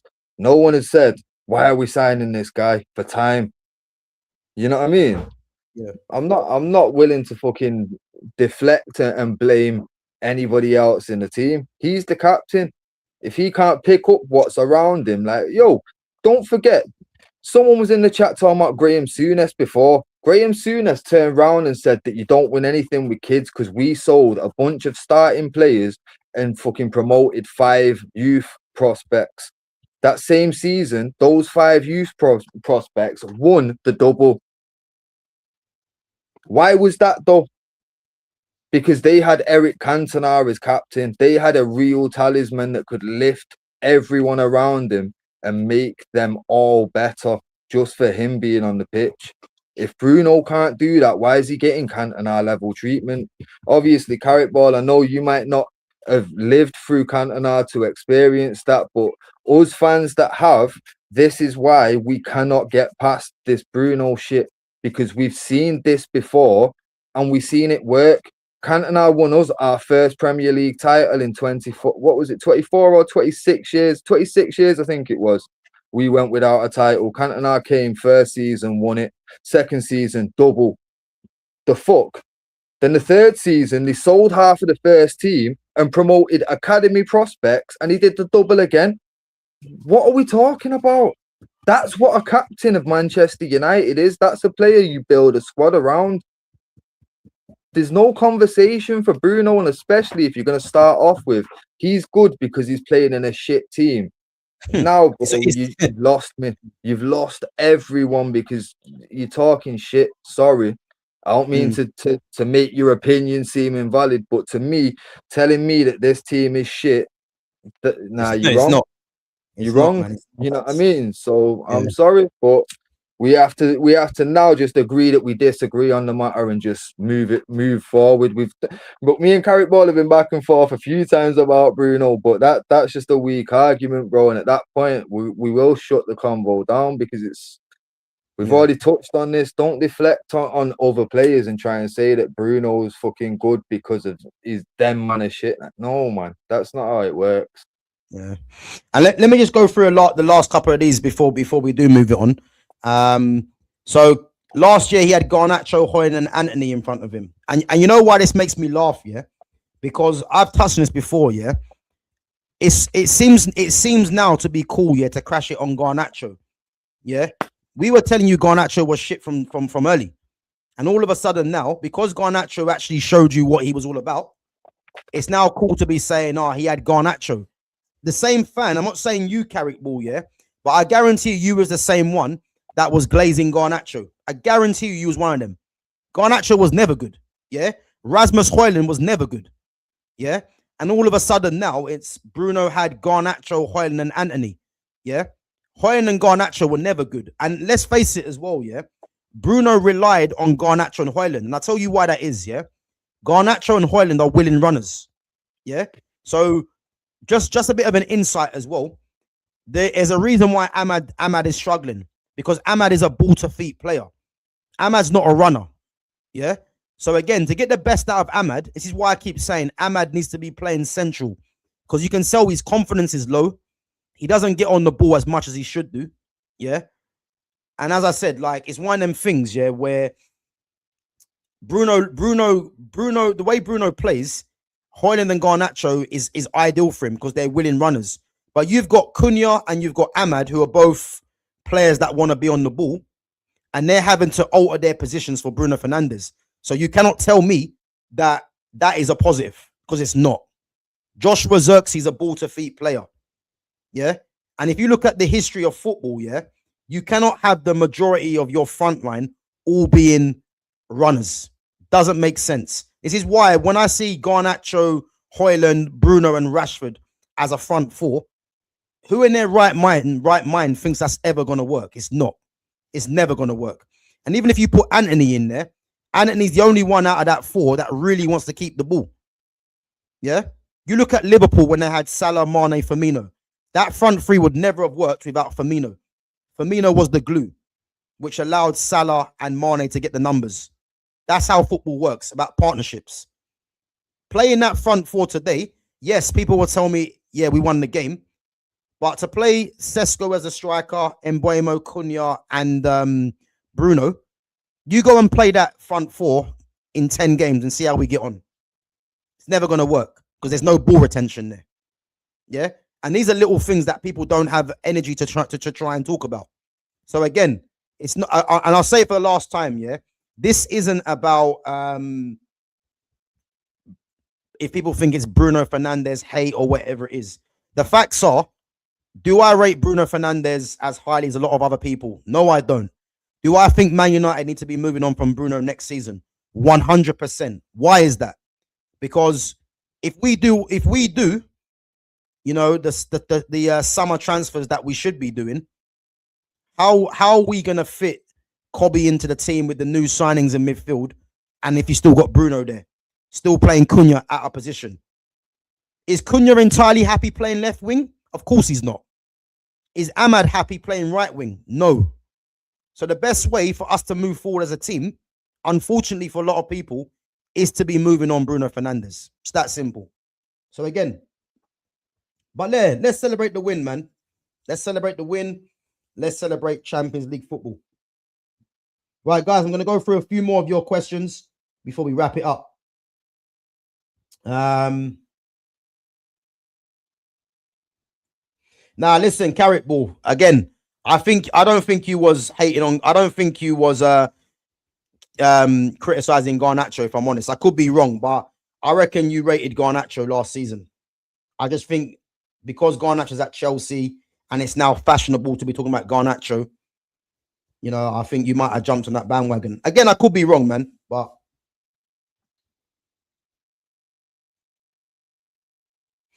let's see. So you two lads, what would you rate Bruno? What would you rate Bruno as a player? Just isn't out of 10. And don't skip a message or I'll go in the corner and cry.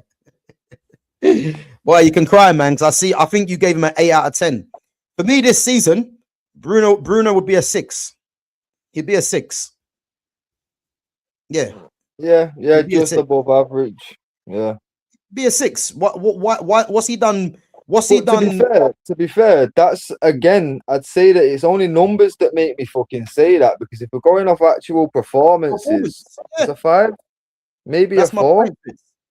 That's my point. People don't care about. I will give him the 6 because of the addition of the numbers, and it's like, all right, cool. People refuse to let that go, so I'll give them that as like in his favor, in it. But even with that in his favor, like, nah.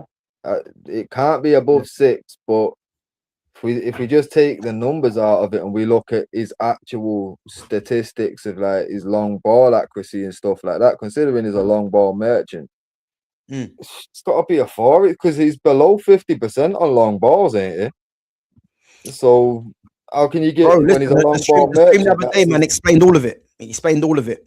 All the qualities that you need as a number 10. He was bottom. He was more or less bottom with the likes of with the likes of Gibbs White, Emil Smith Rowe, Ryan Cherky, Dewsbury Hall. They all had higher numbers than him in key metrics in terms of what a number 10 possesses, yeah. And just going on to this question as well, yeah. And I'm glad Carrot Balls actually mentioned this, yeah. So Carrot Ball says, did Ahmad ever really play as a 10 though? And you know what, Carrot Ball? Again, I'm not sure how old you are, yeah? But this is part of the problem that I see a lot on the internet, yeah? The fact that you're saying, did Ahmad ever really play as a 10? No disrespect, yeah, but it tells me that you don't know the kind of player that you're watching, yeah? Because I'll tell you this for free, yeah?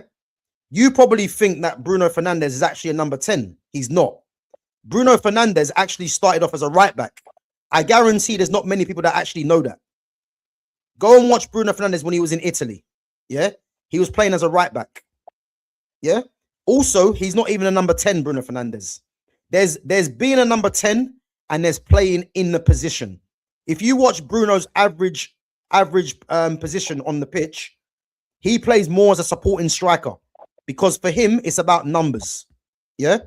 Now, again, going back to your question, did Ahmad ever really play as a 10? When Ahmad was in the championship with Sunderland, yeah, he won player of the season, I believe. Yeah. And you had Sunderland fans saying that he is one of their best ever players that they've seen. And the championship, as we know, is notoriously one of the hardest leagues in the world because it's very competitive. You play 46 games a season. Yeah. So again, Ahmad was playing in the 10 for Sunderland where they got promoted. He was playing as a Just 10 saying. when we signed him at Atlanta, innit? So at Atlanta, he was playing as a young player coming through. This is what I'm trying to say to you about Max Dowman. People might think Max Dowman's a winger. Max Dowman's a 10. Yeah. But because Max Dowman's young and he's trying to feel his way into the team, they're not going to play him straight as a number 10 straight away. They're not going to do that because he's got to try and make his mark in the team playing out of position. It's about learning the game. So again, when Ahmad come through at Atalanta, it was a similar thing. But Ahmad is actually a number 10 by trade. But because he's played the majority of his career for United as a wide man, I don't even blame people that think he might be a wide player now. But I keep telling you this. If you want to get the best out of Ahmad, Ahmad needs to consistently be on the ball. And he needs to be on the ball playing centrally. Yeah? So again, Ahmad is a number 10. Yeah? He is a number 10. It's just that simple, man. You know? Big up to Clockender says, I will play devil's advocate and say, where would you be without Bruno's goals and assists? But I think that's more reflection on the owners and the current state of Man United past 10 years. What I would say though, yeah, Fitz, just do me a quick favor. Pull up Bruno's numbers from last season when we finished 15th. And that will give a true that will give a bit of a reflection.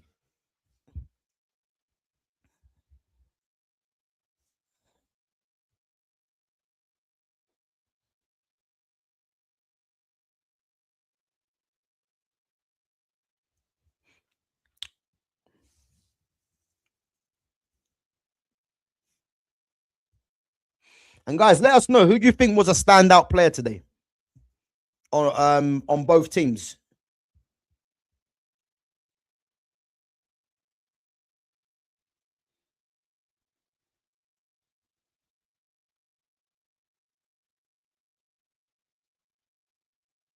So 10 assists and 8 goals. So he's got 18 GA, yeah? Yeah. So what's he got this season? Three of the goals were 3 were penalties and 2 were free kicks.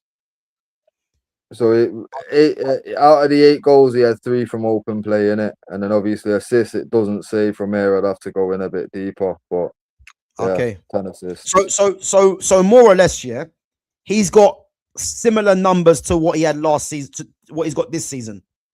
We would say, yeah. So he's more or less got similar numbers. So again, if he's got similar numbers to what he had last season, what that tells me, yeah, is that the level of quality in this league has dropped off. That's what it tells me. A lot of the teams have dropped off because if he's getting similar numbers, it would look a lot better, yeah. If Manchester United, I don't know, were or if a case where he had low numbers last season and then all of a sudden he had good numbers and we're there, I could hear the argument. But if he's getting similar numbers and Man United are third and we finished 15th last season, does that tell you that Bruno's got better? Or does that tell you that the league's got worse? Because he got more or less the same kind of numbers and we finished 15th. So who are we blaming 15th on? Are we blaming the other players? And we're just ignoring that. We're ignoring Bruno Fernandes. That's what I'm trying to say to you. So it's, what is it? Are we ignoring? Are we saying he's got good numbers but finishing 15th, or he's got good numbers and we're finishing third? Like, you can't have both, because I'll tell you this now: when it comes to winning the Europa League final, he was nowhere to be seen. That's what matters, guys. Not numbers. You know, that's what matters.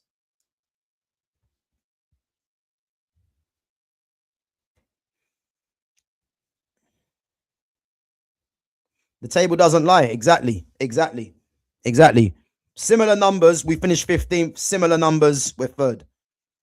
That's all it shows you. It shows you that the league's actually got worse, and we've actually said that anyway, haven't we? That the league's got worse. So it is what it is. Mainoo and Ngamoa. I mean, to be fair, Rio was good when he came off the bench. To be fair, he was good. Mbeumo was poor today, but Mbeumo, if I'm honest with you, Mbeumo's not a great player anyway.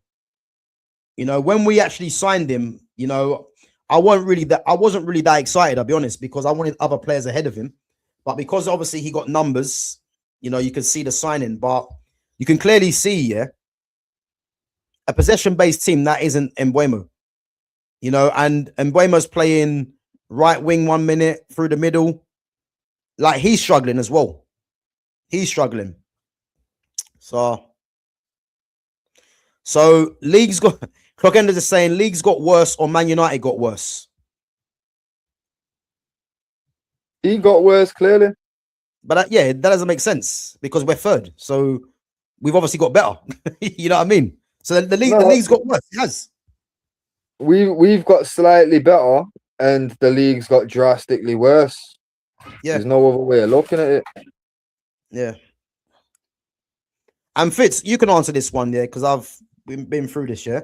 So I'll answer straight away. Bruno, like I said, wasn't a shit team. Now he's got a better front three and even a better keeper because we lost points. Because Onana now this season we have a better team.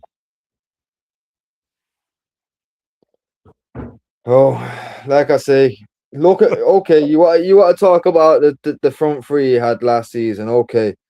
Look at the three names that you mentioned first that aren't here now. So you got Anthony, you got Højlund, and you've got fucking Garnacho. Garnacho's the only one that's flopped elsewhere. Højlund's doing well in Napoli. You get me? Fucking Anthony's doing well in Spain. And people can try and talk about, them leagues aren't as good. But look at the state of our league. No one can tell me that our league's head and shoulders above any of these. Yeah, these men are going elsewhere and thriving. Why is that? Maybe because they're not going into like fucking outstanding teams. Nobody's talking about Napoli winning the Champions League. No one's talking about Real Betis winning the fucking La Liga. You know what I mean? Like, come on now. I'm not having this conversation about the teams got better and the players are worse. Like, if you want to start comparing players like for like, bro, look at what Højlund's doing this season.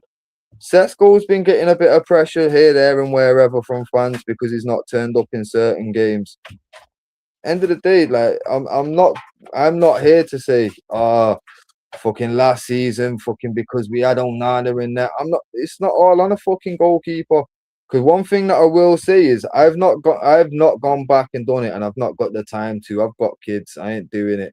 But last season, I guarantee if anyone's got the time and really don't just watch the highlights of what got scored against us, like watch the whole how they got possession in the first place. Not like everyone got on Ahmad today for losing possession. Blamed Ahmad, even though that they picked it up at the halfway line. There's still a lot of work to do before the ball's in the back of the net. But Ahmad was getting it in the net, though, innit? So let's look back to them kind of scenarios there, because I'm telling you now, Bruno loses possession and puts us under pressure all the fucking time. Like, and look at today. He went down in their box. The guy sat there holding his leg, staring, watching us get put under pressure whilst they went on an attack. Guy then got up and just bitched to the ref. So wait, you sat there and watched us potentially. We could have conceded a goal. You think they were going to fucking stop it because there was a foul in the build-up? Because no, the ref didn't see it as a foul in the first place. So what are we talking about? He is a fucking problem. Like, I understand that you rate him, cool. And at the end of the day, I'm willing to put it down to a difference of era. Like, I'm from a different era where I've seen too many different styles of United players, and he does not fit the mold. I'm telling you. Like, if you feel like he's the guy, he's your captain. Bro, cool. sorry. Look, he was hurt, but he was hurt. Yeah, that's a lie. Just watch what happened after. Just watch what happened once the attack finished. If you watch the game, you will see he got up once the attack finished and started complaining to the ref. So he wasn't hurt. If he was hurt, he would have been down. Again, you have to stop being biased, Carrot Ball, man, and just call it for what it is. Because if he was hurt, he would have literally stayed down. What he did is that when he realized that the attack come to nothing, he then got up and started moaning at the referee. That's what he did. Yeah. But let's be real. If he was actually hurt, that ball would have been kicked out of play, and he would have had to have gone off the pitch. He was not hurt to the point where he's got to lie there, rolling on the floor, holding his ankle, watching us get put under pressure. First and foremost, if you're a striker that's done that, I'm still going to be pissed off. But when you're my captain, nah. But like I say, he might be the only captain that you've seen or really remember watching. It is what it is, mate. Like, end of the day, fair play to you. You're a United fan, and from the sounds of it, you are like you're younger than us lot, which isn't a knock on your opinion. But what I'm saying is, I rate you because all you've known is pain. All you've known is the fucking shit years. But as fans that have watched us do the impossible, this isn't good enough, mate. You know what I mean? And obviously, you don't have to agree with us, but unfortunately, you're going to have to respect our opinions on the matter because, like I say, just on the value of watching United, mate, we've got the reverse card for you, innit? Like, we've watched United since I remember watching United pretty much every single week from about 94, 95. Let us know when you can remember starting to watch weekly. Yeah, and let's then just dead the convo because I'm not trying to disrespect you, but unfortunately, we're not gonna ever agree on it because of that fact. Yep. Well, I'll go on to it in a minute. You probably can see it in the chat anyway. Lack of understanding. Yeah, I mean. But anyway, so did Sancho go elsewhere and do well? You know what a better question is, yeah? Because this will show me the understanding, yeah. What do you expect Sancho to do? What would you deem Sancho, yeah, as doing well? That's what I would like to know. So, to be fair, my question still stands. Let me know what season you remember watching from a weekly basis, because to me, all these other questions are already giving me my answer. So you might as well tell me the answer, innit? Yeah, exactly. Yeah, but anyway, I'll ask Carrick Ball. Let me know, yeah. What do you expect Sancho to do? And I think that will let me know. That will let me know, yeah. How you kind of see things, innit?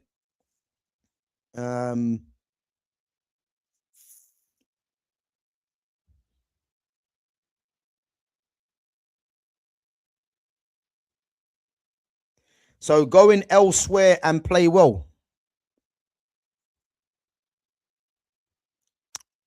Okay, so we've narrowed it down, yeah. Going elsewhere and play well. So so again, this I'm laughing, yeah, because it's like this is part of the problem, yeah. So you're saying going elsewhere and play well, yeah. What do you expect from Sancho? What do you expect him to score 20 goals, get 40 assists? Is that what you're looking at?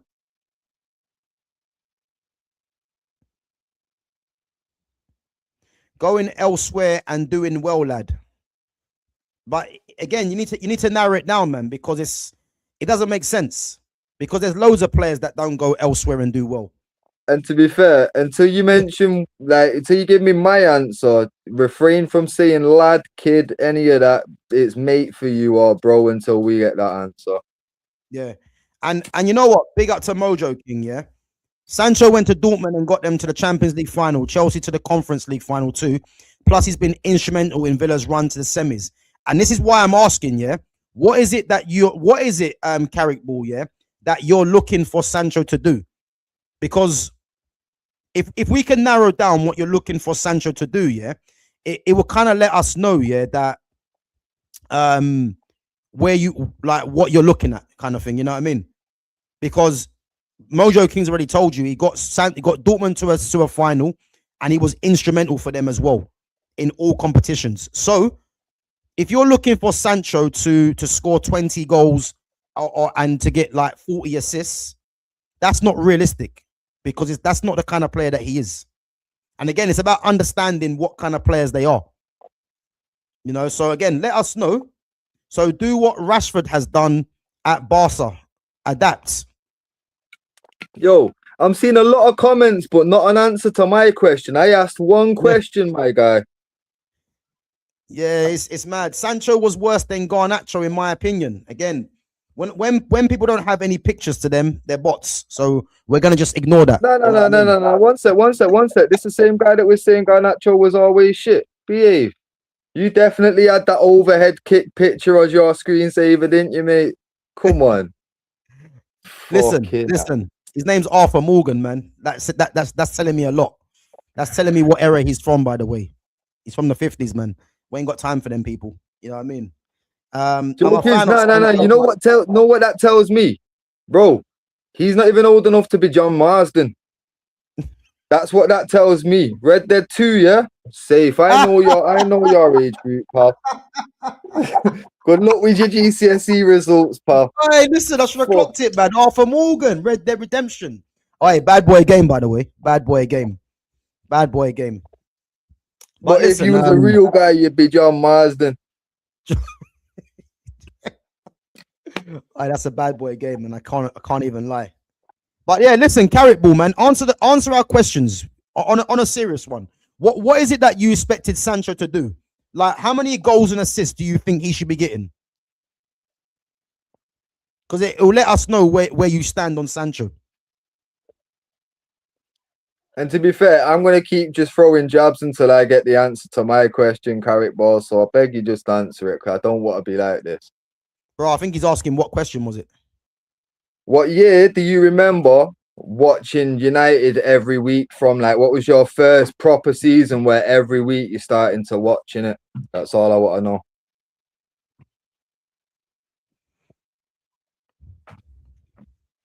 Hey, Carrot Ball, if you want, yeah, I can send you the link and you can come on stream if you want. We can discuss. Carrot Ball, let me know, yeah, I can send you the link. You can come on stream. So over 16 goals and assists in one season.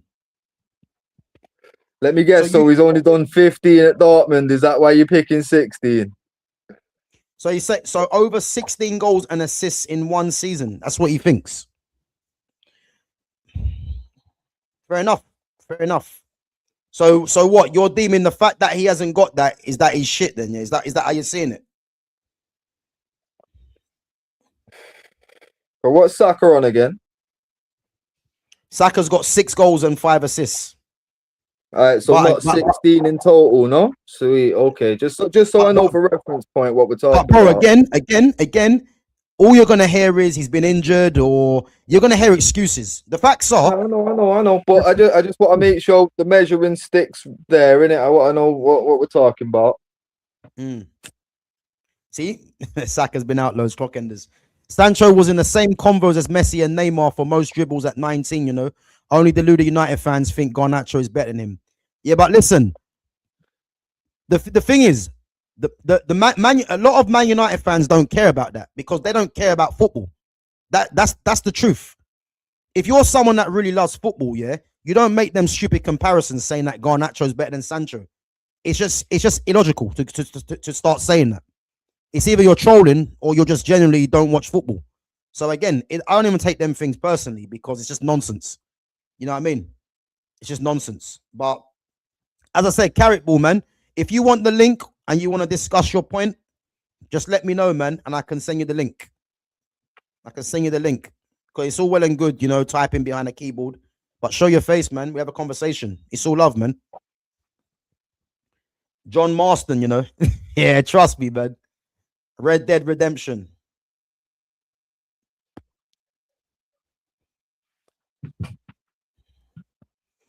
Uh, No answer to my one question yet, no? yeah, he's not going to answer, is he? 3 seasons with double digits, GA, but I'm to believe he's not good. Yeah, big up Mojo. Listen, anyone that don't rate Sancho, that's up to them, innit? You know what I mean? But people can't doubt his footballing ability. And again, it all comes back to numbers. But he's already shown that he can do numbers. But because he left Man United the way he left Man United fans just talk a lot of rubbish. That's all it is, man. But these guys, as I said to you, these guys, I believe, they're not really football. They're not really fans of football. They're just fans of the club. You know what I mean? And when you're dealing with fans of just the club, you're gonna be getting nonsense like Garnacho's better than Sancho, innit? So I don't even take that seriously. You know, I don't even take that too seriously. Carrot ball, man. Listen, you gotta leave. Yeah, I thought so, man. Yeah, I thought so. No worries, man. No worries. But big up yourself for your comments anyway. But Did a lot as of I said, typing. man, You could have just give me 4 digits and I don't know my answer, but love anyway, fam. yeah, big up, man. Big up. But as I say, it's not for everyone, innit? You know. But guys, listen, we're gonna wrap it up anyway. You know, it's been a lively watch along. Obviously, United securing Champions League football. United, obviously now, yeah, listen, third place for me is more or less secured now. I don't see us dropping out of third place. But yeah, listen, man, we can get to business now and start getting some transfers in. And I actually think, yeah, come tomorrow, I think we might even hear something. You're gonna hear all the news, you know. I think something could drop tomorrow. But yeah, man, big up to Michael Carrick, man. Not Carrick Ball, but Michael Carrick. Big up to Michael Carrick, man, for getting Champions League football, because that was the remit at the start of the season for Ruben Amorim. And I said, yeah, as long as Amorim was in charge, we was never getting Champions League football. Never getting Champions League football with that manager. No way. And Carrick's come in, man. And you have to say Carrick's taken us, you know, I wouldn't say the football's been outstanding, but you cannot argue with the results. You cannot argue with how the team's set up. And the team are playing for him. You can see that, you know, and he's definitely made a massive impact in it. So, so yeah, man, let's see. But guys, listen, there's going to be no stream tomorrow. Obviously, bank holiday Monday. I've got a couple of things to do tomorrow, so no stream tomorrow. But I'm going to be back on Tuesday for the Champions League second leg between Atletico Madrid, or Arsenal and Atletico Madrid. So listen, the Arsenal fans, they're living the life right now. 3-0 against a poor Fulham team. You know, Champions League semi-final, 1-1, 6 points ahead in the Premier League, 4 goals ahead. Obviously, City play tomorrow. And listen, you can't blame them. You know, you can't blame them for being on cloud 9 right now. But I tell you this, you see, come Wednesday, it could all change, guys. Because you see the confidence, if they go out at Champions League semi-final, it could all change. So let's see what happens, innit? But we'll definitely be here for the watch along. Fitz, what you saying, bro? What you saying? You're on mute. You're on mute, bro. You're on mute. Sorry, bro. Fuck, you know. There's all these kids running around the gaff. I know that background noise would be crazy otherwise, man. Nah, it's cool, man. No worries. Yeah, well, yeah, man. Like I say, good day. It's fucking now. I think I'm just gonna go and get some food and enjoy the rest of the day. Probably go watch the highlights again, see if Virgil made any clangers. You know, I've got a job to do there. Yeah, I hear it, bro. I hear it. And guys, I'm gonna be putting out a little short in a minute. You know, so yeah, keep an eye on that one. And as I said, yeah, Man United, Champions League football next season, man. And I genuinely do believe, yeah, I genuinely do believe we are on our way back. But the summer transfer window is where it's key, man. You know, again, I know you don't want Carrick full time. You know, do I believe Carrick gets the job? I think he gets the job personally, because unless you're gonna go and get an Enrique, which is not gonna happen, a Zidane, someone like that, I mean, you can't really be giving it to anyone else but Carrick, man, because Carrick's he's proven it. And as I said, Fitz, yeah, the very fact that Carrick has said, which is encouraging, yeah, the very fact that he said this is not the way he wants to play, you can see that in the kind of footballer that he is, yeah. And that is crucial for me, because that tells me if he does become the manager, he wants to be getting players in that, you know, that will basically be playing reminiscent of how he was as a footballer, and that's the positive for me. So yeah, let's see, man. But guys, listen up, big up to all yourselves for coming through each and every time. Make sure you smash the like button, make sure you sub to the channel, make sure you share and hype the channel as well. And guys, make sure you go and follow Fitz on his socials, which is in the description as well. And as I said, yeah, I'm gonna have a short coming out in about 10 minutes, so yeah, keep an eye on that one. And as I said, yeah, Man United, Champions League football next season. We can now relax. And all eyes now are on Arsenal and Manchester City. So listen, I'm predicting right now, it's going to be a fun end to the season. We've done our job. You know, league title was never in it for us. But I'll tell you now, Premier League, Champions League for Arsenal, pressure is on. Because I'm telling you this now, when it comes to the end of the season and there's no trophies in the cabinet for Arsenal fans, I want to see you. That means you clockenders, Lumi Rain. Yeah. And all the other frauds out there as well that come in and start hiding. That goes for you guys as well. So anyway, yeah, we'll see what happens. But yeah, guys, big up to yourselves each and every time. And yeah, we'll catch you guys for the next one. Big up, Fitz, bro. Big up, bro. Easy, yeah? Big up. Big up.